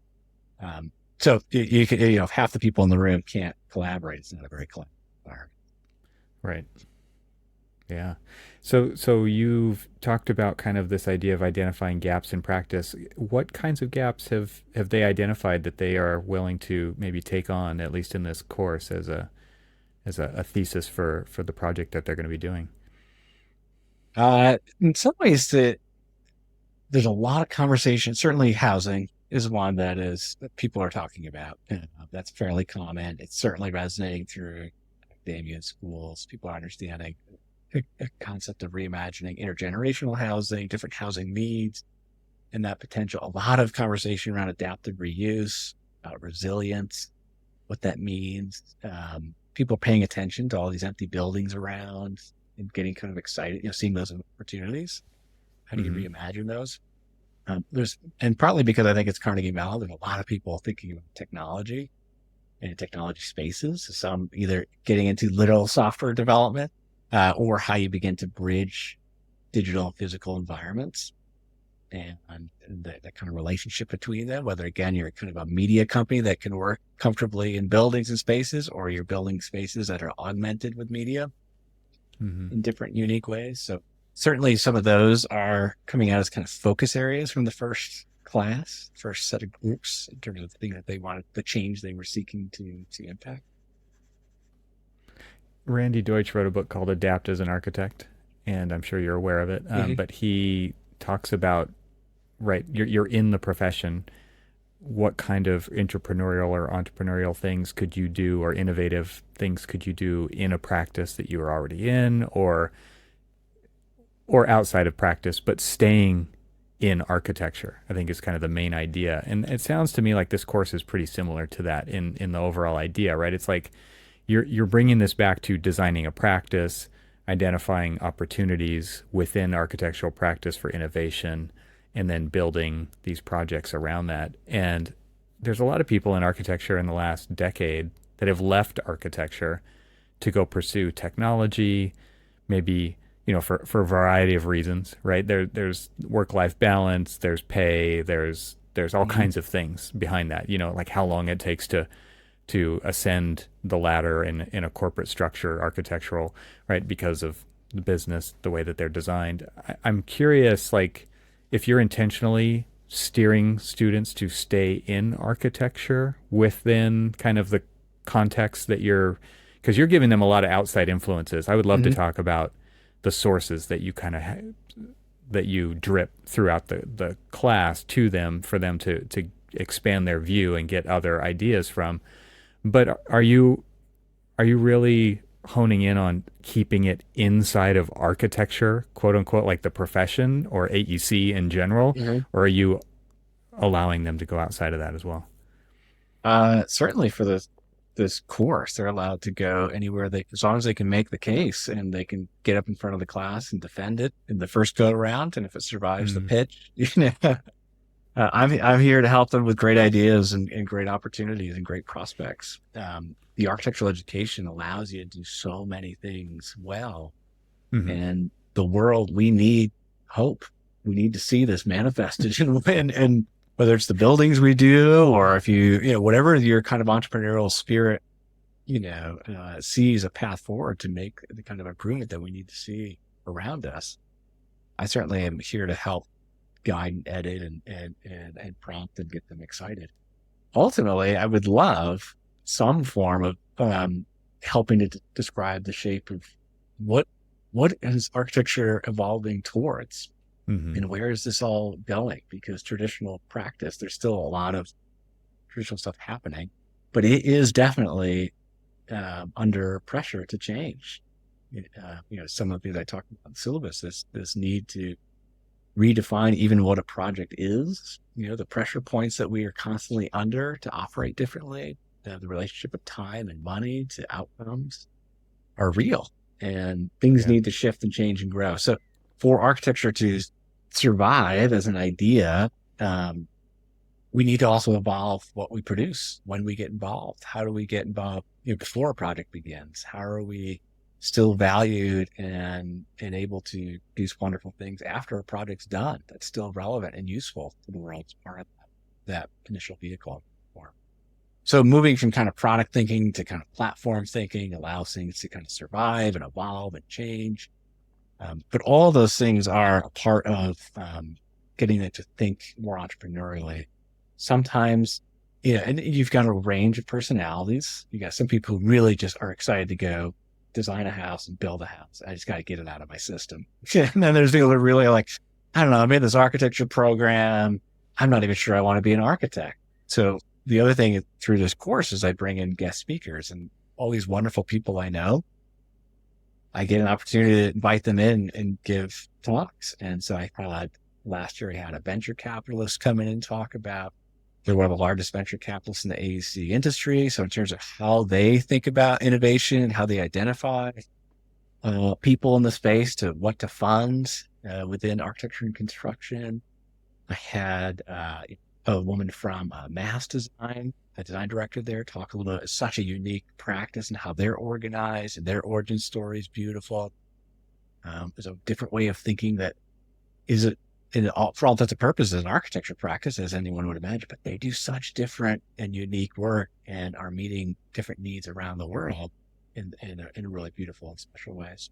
So through guest speakers, this next one, I've got a software developer coming in. I've got in academia who are teaching and creating frameworks for that next generation of where the teaching pedagogy needs to go and a conversation around that. So I do try to draw in the listening and reading allows me to draw in really different influences to help build that big pool of ideas for them to draw from to do interesting stuff.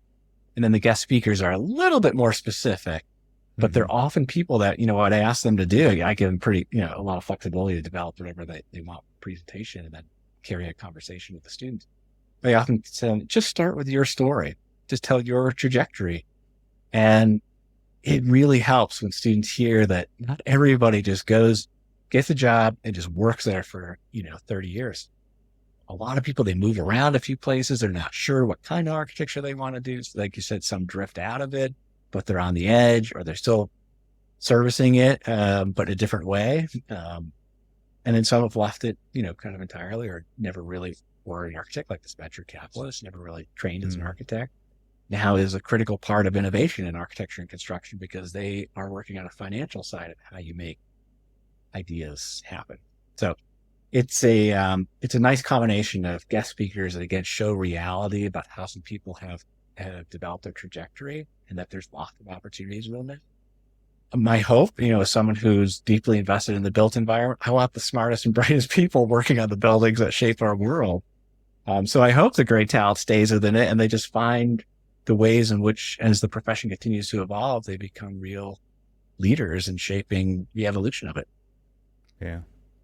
I'm curious, are there, I assume you maybe did a little bit of research about the overall idea of this course. Do you know if there are other courses out there that, because I think this is a topic that came up in my episode that you have a link to in your syllabus with Ian Janicki, and we talked about kind of the scratching your own itch and entrepreneurship. Trained as an architect, but kind of maybe doing any number of things from that, and really talking about entrepreneurship in architectural education, because a lot of it really isn't a lot of architectural. It's just about design, or it's about whatever that school's kind of purpose is, and most of the time it seems like that goes back to teaching people how to become great designers. But there's so much more opportunity out there, and it seems like there's probably a dearth of classes around entrepreneurship specifically, because we've got so many other classes so many things that we have to check off because of accreditation and things. Do you know if other ones exist, or maybe I'm I off know base? I know it's a kind of buzzword that a lot of people will say, and whether they're actually able to execute it is as an actual Mm-hmm. course, as opposed to maybe as a 1 week topic in a space or a conversation. Mm-hmm. Certainly, I got to imagine a lot of studio briefs are shaping around that. The Mm-hmm. studio professor is probably developing a way to kind of think as a product, as something new, something different, try to expand the thinking. So that's a great way to complement. If I'm talking a lot about organizational side, then you have the kind of the building manifestation side of that through a studio course is a great way to visit. But when you look around at all these amazing universities and you see there still aren't the kind of cross pollination you might expect or desire, like why? You have like University of Pennsylvania. I don't know. Does the Wharton School ever really? Could you get a Wharton student on your studio project as a collaborator? What would Mm-hmm. happen if you could convince someone to work with you for 2 weeks on an idea? Or could you actually develop some things that actually start to link with a business school program or with, some of these other spaces where people are talking about similar things in terms of forming ideas to make big change in the world, but all have different skills and means how they want to do it. So it would be wonderful to see, not just within the programs themselves, but how you kind of start to de-silo even the kind of architecture schools. If again, the goal is to try and do this at that point of education. Certainly in practice, in the real world, we can do that. We can create those relationships, foster those kind of conversations. In fact, the story of mass design is a beautiful, that origin story, if you're not familiar. And I'm paraphrasing, but the way it was described to me was, the founders essentially went to a lecture in the medical school, and this doctor was talking about all these things that for these two architecture students were thinking, gosh, this sounds like a lot of architecture happening in here. They went up to him afterwards and said, who's the architect you work with on this? I don't work with an architect. What are you talking about? I've never even talked to an architect. Hey, could we be your architect? Here's what we can do for you. Those kinds of just even getting out of the architectural, let's say, lecture circuit and figuring out what's going on in the other programs, whether you're a professional or a student still, you will find ways to start to build relationships and connections that will start these kind of cross-disciplinary moments and that kind of combinatorial thinking. Yeah, I would say any organized group would benefit from having an architect in it. Right? Like any board of directors for any kind of organization, because we are trained a little bit differently than almost any other kind of professional outcome. It's like architects are problem solvers, but in a very different way than most people. Like if you had a group of, like you're talking about, a board of directors it could be a city, it could be a healthcare, it could be law, it could be real estate, it could be anything. And I think if you had an architect on there, they would have such a different point of view when it came to the challenges that they were dealing with and how to go about solving some of those, that they would be like, whoa. And you don't have to even be talking about architecture. It doesn't have to be an architectural answer, right? It could be just how do we go about figuring this out? And to me, I think there's so much value in the training that we have. Like you said earlier, it can be applied to so many other things. And that, as an architect, then gives you inroads to become the go-to person when any one of those people and beyond has a challenge that they need kind of architectural thinking applied to. And it builds amazing relationships and opportunities. Yeah. And it's one of those things I think we take for granted. We forget that because totally. we are so used to working with uncertainty, we're so used to operating years in the future. Our whole life is a simulation, right? All our work is, it doesn't exist. I'm like designing a world that doesn't exist. I'm constantly in a simulation, right? Right. Living in the future. Yep. And even just how to operate comprehensively and holistically, just to like how to really step back, reframe, think more broadly, make sure you're thinking downstream, all the simultaneity of complex problems. We take that for granted, I think, unfortunately, that is a rare set of skills that a well-trained architect has done a few things in their career, does bring a different mindset and capacity and wherewithal to engage, keep a couple plates spinning at the same time, be open-minded, micro, macro at the same time. Thoughtful, moving and changing scale seamlessly. And again, that kind of comfort with knowing when things are hard and complicated but solvable, so you don't have to worry about that right now. People get wound around the axle around things that are like way out of sync with the first order problems the first principles you got to hit. Right. Hey, that's hard. We'll get to that. We've got time later. But let's just focus. These 3 things are where we need to get to today. That is it's, and that's not a universal skill of every architect. Obviously, there's lots of diversity in the profession, but the training itself is geared towards that way of thinking and making. And, there's value. And the hardest part, I guess, is probably that people just don't have time. So it's the other age-old problem in the profession is how do I find the time to go find more time? Be on these boards and start engaging with these volunteer groups, or so if only we could get the broader societal appreciation and interest in that cross-pollination.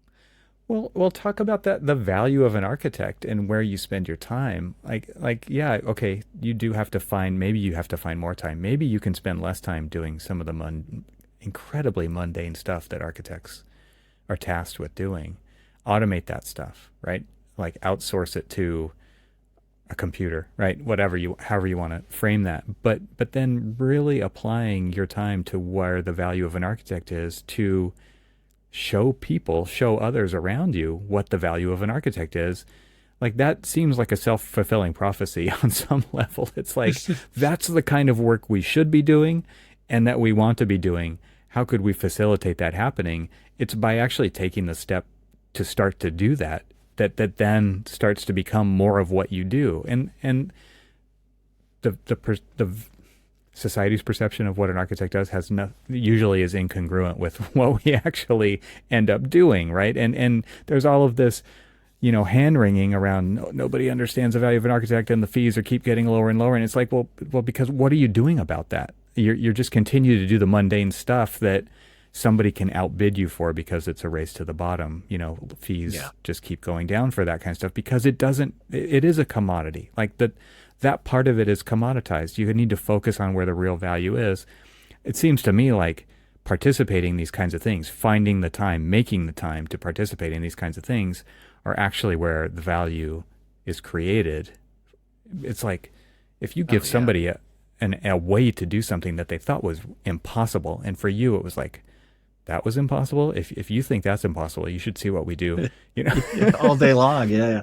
All day long, all the time. It goes back to asking the right question is so critical. And the other great skill I find architects do that a lot of people aren't as capable is when to kind of expand the problem or when to redraw the boundaries of a problem. Just because you start in one place doesn't necessarily mean you have to actually. Did you really kind of reorganize things? And this is going back to what the earlier part of the conversation around that kind of frontier period of 2003, 4, 5, all the emergence of these new tools with the promise of all this efficiency gains. And then you'd hear all the kind of the folks who never really engaged the digital tools, but were plugged into the amount of work, how many people it took to do a project. Hey, there's been no efficiency gains. What's going on? Project still takes 10 people and I'm this, and we're getting all this technology. Where is it? And when you really start to think back to that time period, living through that and being one of the ones in that production mode through those tool sets, you start to realize, like, I remember when we would make these huge leaps in gains, when rendering would take a week and now it would take 3 days, now it took 1 day. We never stopped to ask, hey, what do I want to do with this time we gained? I just made more options. Like, I did more renderings. So we filled that vacuum with busy work. We filled it with Now, part of it is when you do great projects, you say, well, maybe, seeing the problem more, being able to see more parts of the building, being able to cut more sections and walk through the building. At some point, it probably made the project better. I made the design better. I saw things I would have missed, or I was able to develop an idea in a different way because I could see it in a new way. So there's a threshold somewhere in there where it wasn't all a waste of time, like the extra 5 days I never got back just by generating a bunch of straw man options. But I don't know where that line was. Somewhere in there made the project better, and somewhere it probably was too much, and we could have dialed it way back. We didn't need 10 up. We needed 3 really good ones, right? That's that, refocusing your time to think through what are the three really good ones, that are actually going to set this project up for, instead of just generate stuff, just filled up the screen. So I sit there and I say, where we are now around this next frontier, we're on the precipice of another radical reorganization in our relationship to time, right? So we think about artificial intelligence, cognitive computing and automation, all these other things we think we can do. Part of the excitement after the novelty of all the goofy image making wears off is this question of, hey, can I really reorganize my time?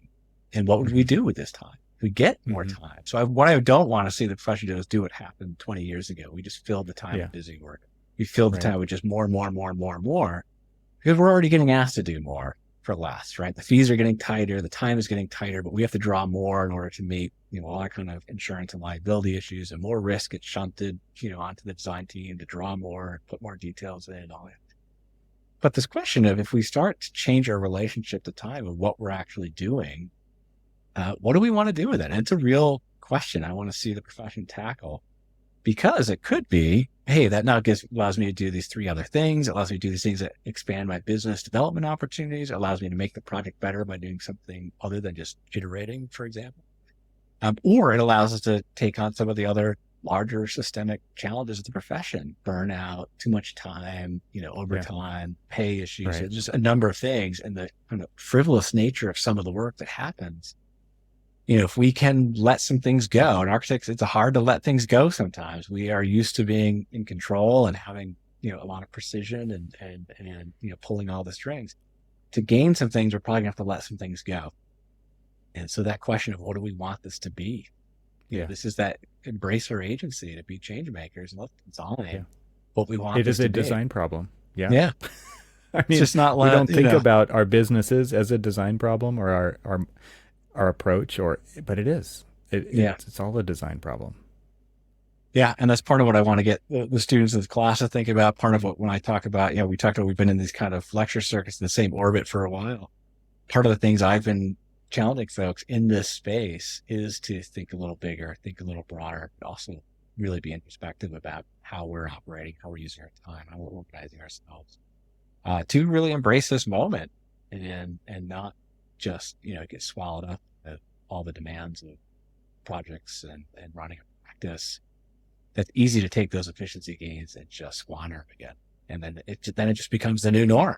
Now everyone's expecting 1,000, renderings and all these kind of things, instead of more thoughtful, more intentional, more useful, and actually just move the right ideas at the right time by just aligning our resources differently. So what kinds of outcomes have you seen come out of this course that you were excited about? It seems like we keep talking about outcomes, and we talked about kind of identifying gaps and looking for opportunities. I'm curious if what came out of the first run through in this class that you thought was really interesting. Well, for me, it was the conversations that I knew were just not happening in any other space. So there are people talking and debating about design and ideas and things that were important to them. There just was no other space for that kind of the full graduate program to kind of have that exchange, as opposed to just in your studio or in a small group. And some of the feedback I got from the students that, gosh, this was one of my favorite courses. This was so great. We just didn't have access the same way to the kind of conversations, but even just the way I was able to bring some of real world examples and change Well, things because it's a from. haystack out there, right? And finding the gold in there is, it's difficult. There's so much content. There's so many books. There's so many podcasts. There's so many YouTube channels. And so you've curated a lot of this over time. Maybe before you finish your thought there, you could just list some of the people that you are drawing from to feed to these students. Yeah. Well, yeah. So the quotes I put on the cover was one from Bruce Malley, designer, Seth Godin, who's an author, but really in the marketing space, Ryan Holiday, who's an author, but he writes about Stoic philosophy, Mm-hmm. Sarah Lewis, who's an art historian up at Harvard, Ed Catmull, who is co-founder of Pixar, but he really kind of started, he wrote a great book, Creativity Inc. Oh, that book Really is started so as a good. computer That's another one scientist. on my bookshelf. Oh over my here. gosh, so good. Yeah. Adam So Grant, as we talked about, organizational psychologist. He teaches at Wharton. And then the one kind of architect, Molly Hunter, is an architect, and Kyle Miller is associate professor at Syracuse. They have a wonderful book, Building Practice, which they just spent some time meeting all these young practices and really talking to them about where they're trying to go, where are they seeing, opportunities, and really focused in on not the same old space, the same old firms that always get talked about as the icons of the profession. How do we get out of those echo chambers? They did it. They went out and talked to other people doing interesting work that aren't getting the same traction in traditional media.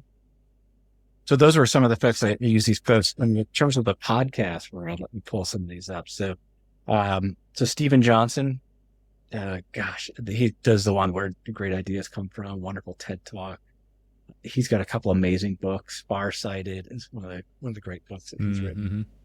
Your podcast with Ian, which is great. There's such a good conversation around entrepreneurial. He has a certain idea and approach how to do that, execute that. Westcote is a writer. She talks about building a culture of rigorous thinking. So how authors build a culture of kind of thinking and how they can operate in great conversation. One of my other favorite books, David Epstein wrote this book called Range. It's about kind of skill stacking, and it's a couple conversation around specialists and generalists. And he gave this great example where he was, kind of a young scientist. He kind of put scientists in quotes. And when he was in the space of scientists, he was kind of marginal at best.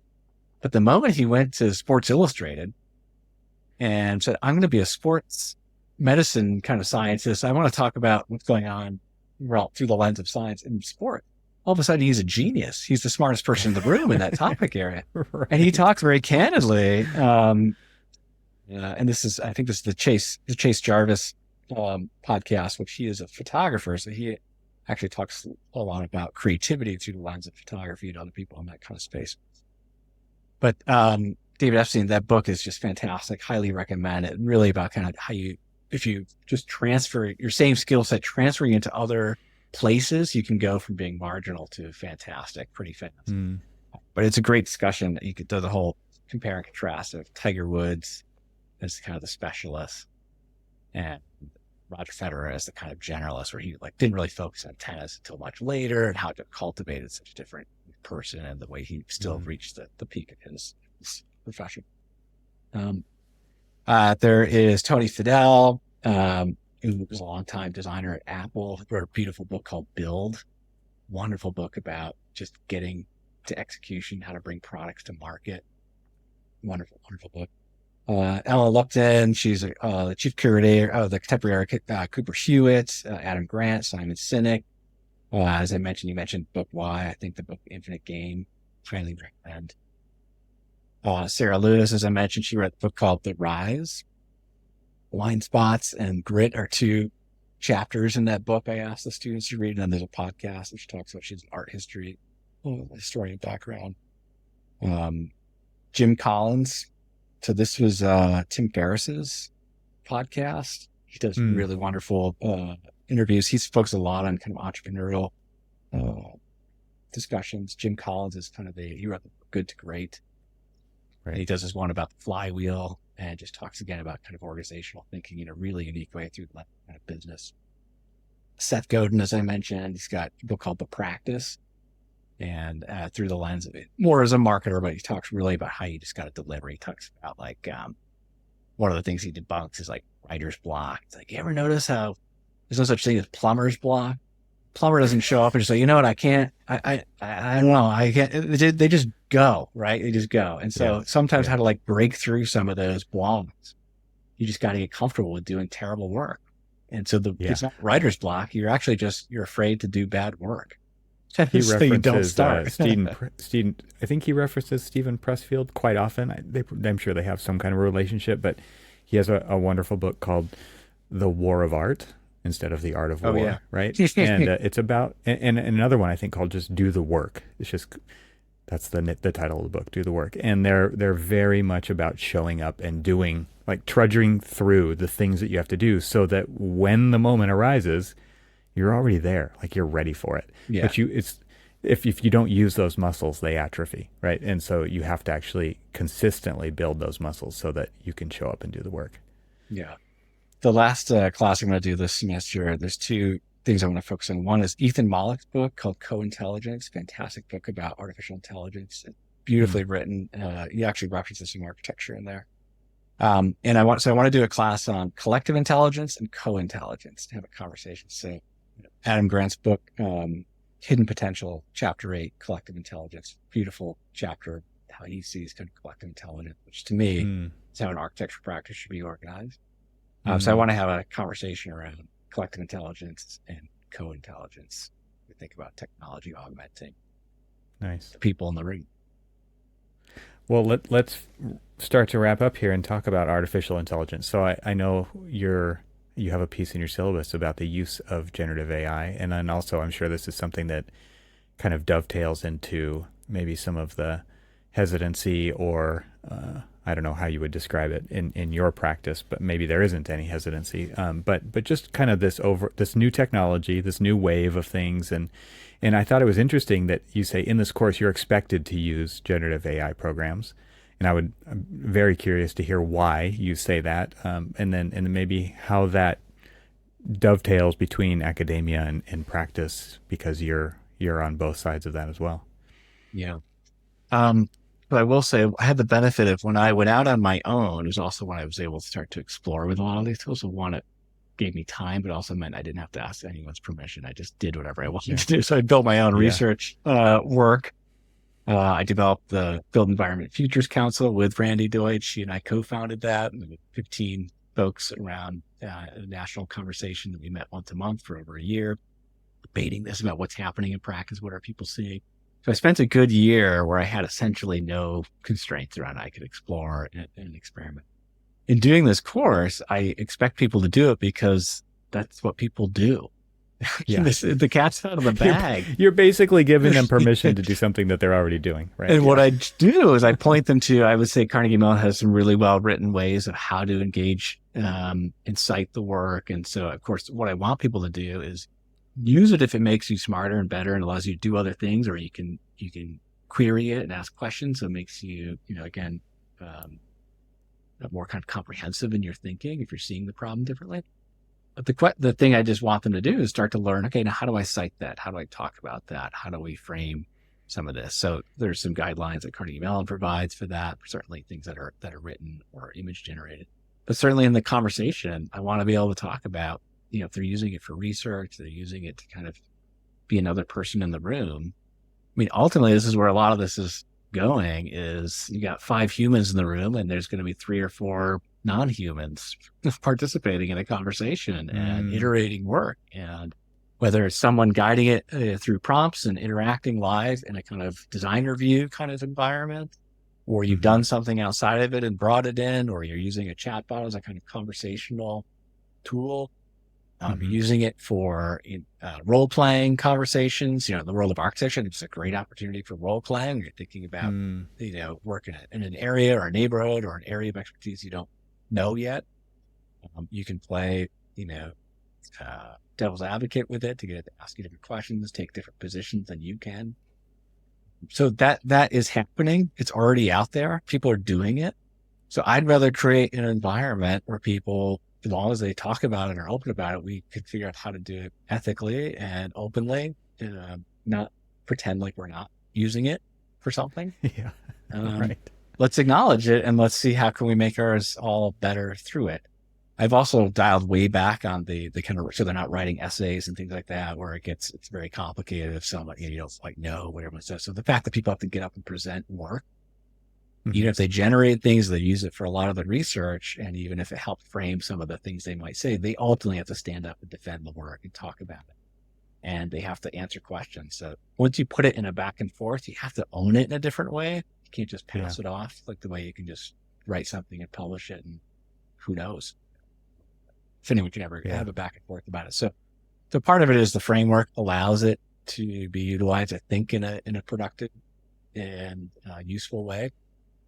And to be honest with you, it's just acknowledging that it's already happening. So let's figure out how to teach people to use it the right way or productive.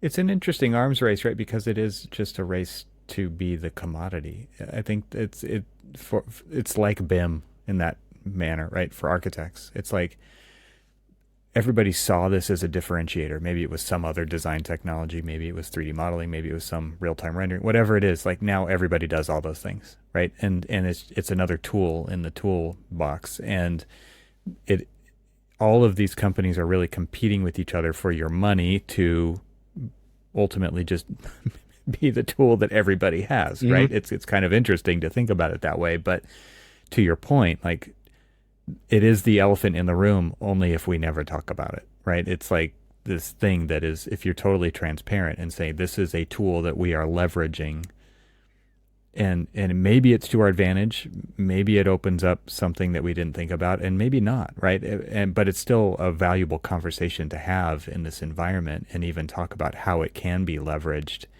for other ways. I don't know. It is interesting to me how many people are shying away from that conversation.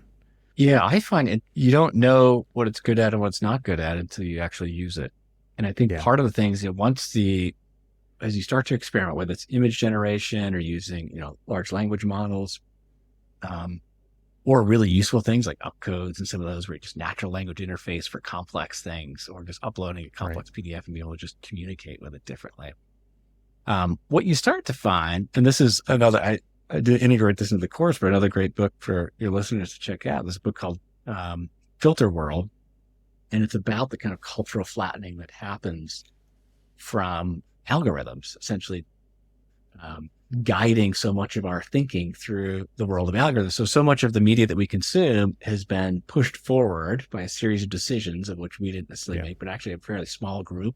And so the reason why, he gives one example, why do all the coffee shops kind of look the same? Everyone's got a Bear Edison bulb and the reclaimed wood chair in the corner. And So he's like, whether I'm in Japan or Brooklyn, they're all the same design it's a vibe. kit. Yeah. Because the kind of culture is all accepted. This is what a new coffee shop looks like. This is what a third wave coffee shop looks like. That's that look and feel I want. So everyone has their designer, the same mood board, right?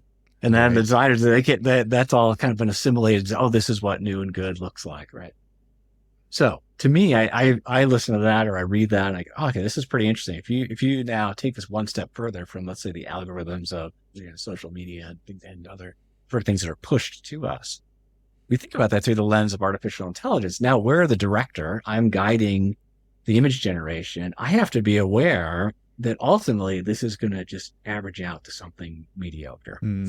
And in one of the talks I give, you just do a search of AI architecture, Google image search, and you start to, God, it all looks the same. And your eyes blur on you. Okay. Cause it's everything's kind of promoting the same things and responses, right?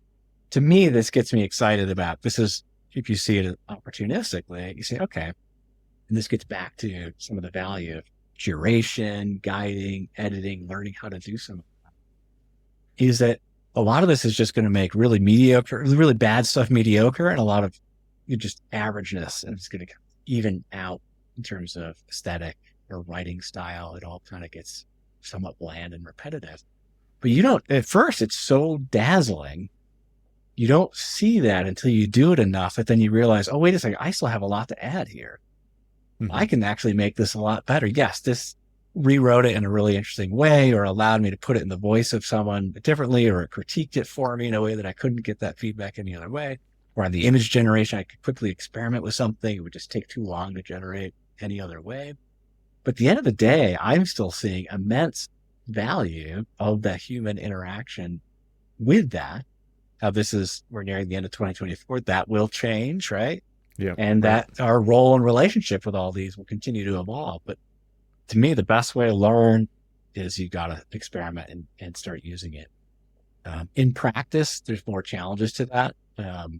I used it in my own practice with real projects and real clients in effective ways by inverting certain workflows and to kind of reframe goals and aspirations at the beginning of a project. We could couch it a certain way, created the interaction a certain way to make it useful and expand the way you'd use a precedent study, for example.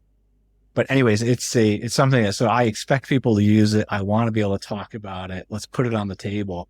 And hopefully, people get excited about that. Hey, wait a second, I can actually make this better. Or this is nice, but it's just, again, a kind of averaging of everything around it. And you see that opportunistically as a designer. Yeah, it's a great starting point beyond nothing, right? Because typically we're starting from a blank page, right? It's like you start with asking good questions or putting together that mood board, whatever it is. Like you start to. It's a recent interaction that I had was I was just down in San Diego for Autodesk University, and on the way back I got to stop and talk to some friends while I was in Southern California where I used to live, and one of my friends said, "Hey, so have you ever had a conversation with ChatGPT?" And I'm like, "Well, like, what do you mean by that?" Because of course I've used it and I've typed something in, or I've said something into my phone, and then it gives a response, and then I might ask for, okay, with this feedback, what would you do differently? Like, and so maybe it's like 1 or 2 or 3 or 4 back and forths, but he's like, I just had like this mind-blowing experience where I had a 45-minute long conversation with ChatGPT while I was driving down here. And he said, I would just challenge you to do that and see what happens. And so I was going to be driving for 2 hours to Palm Springs, 2.5 hours from San Diego. And so I decided, okay, I'm going to give that a try. And I ran some ideas through it, and it asked me some very interesting questions as I did it. And it was this really interesting conversation, and it forced me to think about things that I hadn't thought about when I was presenting this idea to it. And then it gave me feedback on my answers. And I thought it was genuinely useful to kind of come away with that with what I would call a starting point. Yeah. Right? It's not an end point, it's a starting point. And what's even better about it is at the end, it can give me a list of action items, and it can give me a summary of the things that we talked about, and it can give me like, here's some next steps here's some homework basically. And I thought that was so entirely useful. And so I would just throw that out there to the listeners of this audience. Try that out and just see what happens. Like, of course, there's no guarantees that it's going to be insightful or useful at all. I think you'll get out of it what you put into it, right? It's one of those things where it's like, if you really try to do some think through something rather challenging, it'll give you a direction to go if you don't know which direction to go, at least as a way to start, and I thought that was really a useful thing for it. It was pretty cool. Yeah, seeing it as, again, just another person in the room, another person on the team. It's not the end all be all. You're not jumping to the finish line without doing the work. But if you see it as a collaborator, somebody that's offering a different point of view, it phrases things in a different way, it organizes information, it finds things that you maybe never would have found, which is really useful, actually. And just as another facet to the whole discourse and dialogue. It's still up to you to reorganize, repackage, extend it, do something unique with it, as a kind of broader design set of tools and resources. I mean, we've used precedent research all the time in architecture. Of course. And, whether you're getting, here's this great Tom Pfeiffer pavilion down at Rice University and like Kengo Kumo over in Japan. But gosh, I'm doing one up in Maine. And it's so different. And so the fact that we can now hybridize, iterate, reorganize through the media that architects are really useful, which is visual. If you think of it as just a faster way to sketch or to test something, I need a building on a city street with a big landscape in front just so I can sketch on it. You can use it just to create even a quick framework as an underlay. is, not as the final solution, but I just need something with some proportion and reality to it that I can just draw on top of that Right. allows you to just work differently. So what I love is, it goes back to what we were talking about before, the chance to reorganize the relationship to time, but our workflows too. And, kind of how we're going to work together and really reimagine, which hopefully is part of the excitement, can really get us past some of these other hurdles that we're seeing internally and externally. Is there anything else that we haven't covered, Matt, that you wanted to cover today? We've covered a lot of ground. Thanks, Evan. Really appreciate the opportunity to have this conversation with you today. Of course, I wanted to thank Omar Khan and the faculty at Carnegie Mellon giving me the opportunity to create this course, teach it last year. They took a chance on me on something I pitched, a unique idea. The feedback's been great. I'm excited to be back again this year and hopefully subsequent years to continue to shape, refine it, develop it out, and see where we can really take this together. I'm hoping that other people who are hearing this will be like, every architectural education curriculum needs to have something like this. It's really incredible. And while you're thanking people, I'm just going to thank you for giving back to the architectural profession in this way. It's really amazing what you're doing there. Yeah, thank you. It's been great to reconnect and take so much of what I've learned and be able to have a forum and a platform to share that. Yeah, totally inspiring. Yeah, thank you. Of course, I wouldn't, this kind of point of view, all this background, this experience, I also just want to share that, my time at KieranTimberlake was really pretty incredible. And as I mentioned earlier, come to really appreciate how special that was, especially at this midpoint of my career, that kind of late 20s to mid 40s period, the opportunities that were presented there, my partners and the support, being in a place that just really challenged everyone at every level to integrate research, to think about technology, reimagine different ways in which we could work, really shaped my trajectory and pointed me in a unique direction. And I couldn't think of a better place to have been. So really wonderful. I want to thank all the folks there too that have helped and supported me along the way. And of course, the opportunity at Perkins&Will now, where I am just getting started. But certainly my partners there, and this chance to help build out the Philadelphia studio, grow culture, create a place of innovation, and be a part of defining the future of architecture and wherever this goes in this next step in my career. You had this really incredible first act, right, that you just talked about at KieranTimberlake, and you had this really tiny second act. Now you've got the beginning of a third act, right? Like, this is kind of how it goes in lives and time spans and stories and all these things. And I mean, who knows if this is really the third act or not? But it's incredible to have witnessed, what I've watched over the last probably 10 years of the things that you've been up to here and there, the things that you've posted online, and then through this lecture circuit that you did with the AI stuff, and now that you're teaching this course. And I mean, it's just it's really cool to see architects like you. I mean, and here you are putting things out like that to really challenge people to think differently and to think about the profession differently than the common trope of this is the way we've always done things, right? So I appreciate that, and that you have had the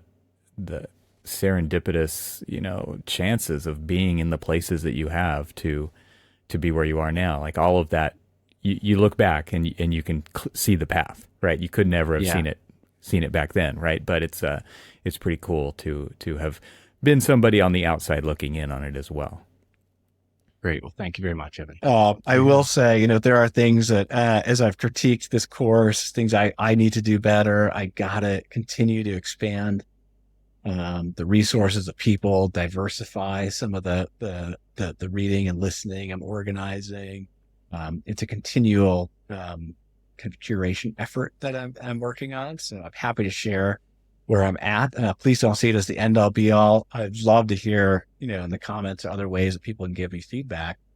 Other great things that would participate well within this context of how we as architects look beyond architecture and outside of these usual echo chambers of our practice to find inspiration. So that would be really helpful to help. Well, so speaking of feedback, what's the best way for people to get in touch with you and provide feedback or have a conversation? Certainly on LinkedIn is helpful in terms of the messaging. That is one easy way. I do some stuff on Instagram, more through my interest in photography, which I know you and I have passion for photography. We'll have to do another conversation around. I love photography and through the lens of how I become a better architect through photography. Absolutely. Think of photography. That's a conversation for another day. The firm that I started, I've now kind of transitioned to just kind of a research platform. So I've got a news section on that I published a couple of my essays I wrote about some thoughts on artificial intelligence and some other things I try to keep up to date there. That's creativelab3.com. That's certainly worth, if you want to look at any of that stuff. I would say probably LinkedIn would be a good way to get a conversation. All right. Well, I will put links to all of that in the show notes for this episode. Thanks so much, man. This has been a fun conversation, and thank you for doing this work. I think that it's extremely important, and I'm glad that Troxel Podcast has a couple of footnotes in your syllabus so that students can get a little bit deeper insight into what other insights people have around architecture that they've shared on this podcast. So thanks for that. That's been a cool thing to see, and I appreciate what you're doing. Yeah, and likewise, thanks for everything you do. The other one is Daniel Davis's that I've used from yours. You host wonderful conversations. All of this is, comes from all these different inspirations in these conversations. So what you're doing is a big part of, again, how we move the broader conversation forward.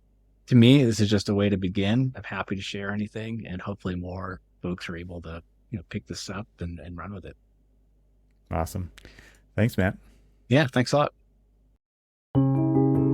Thanks to our sponsors, and thanks to our members this week.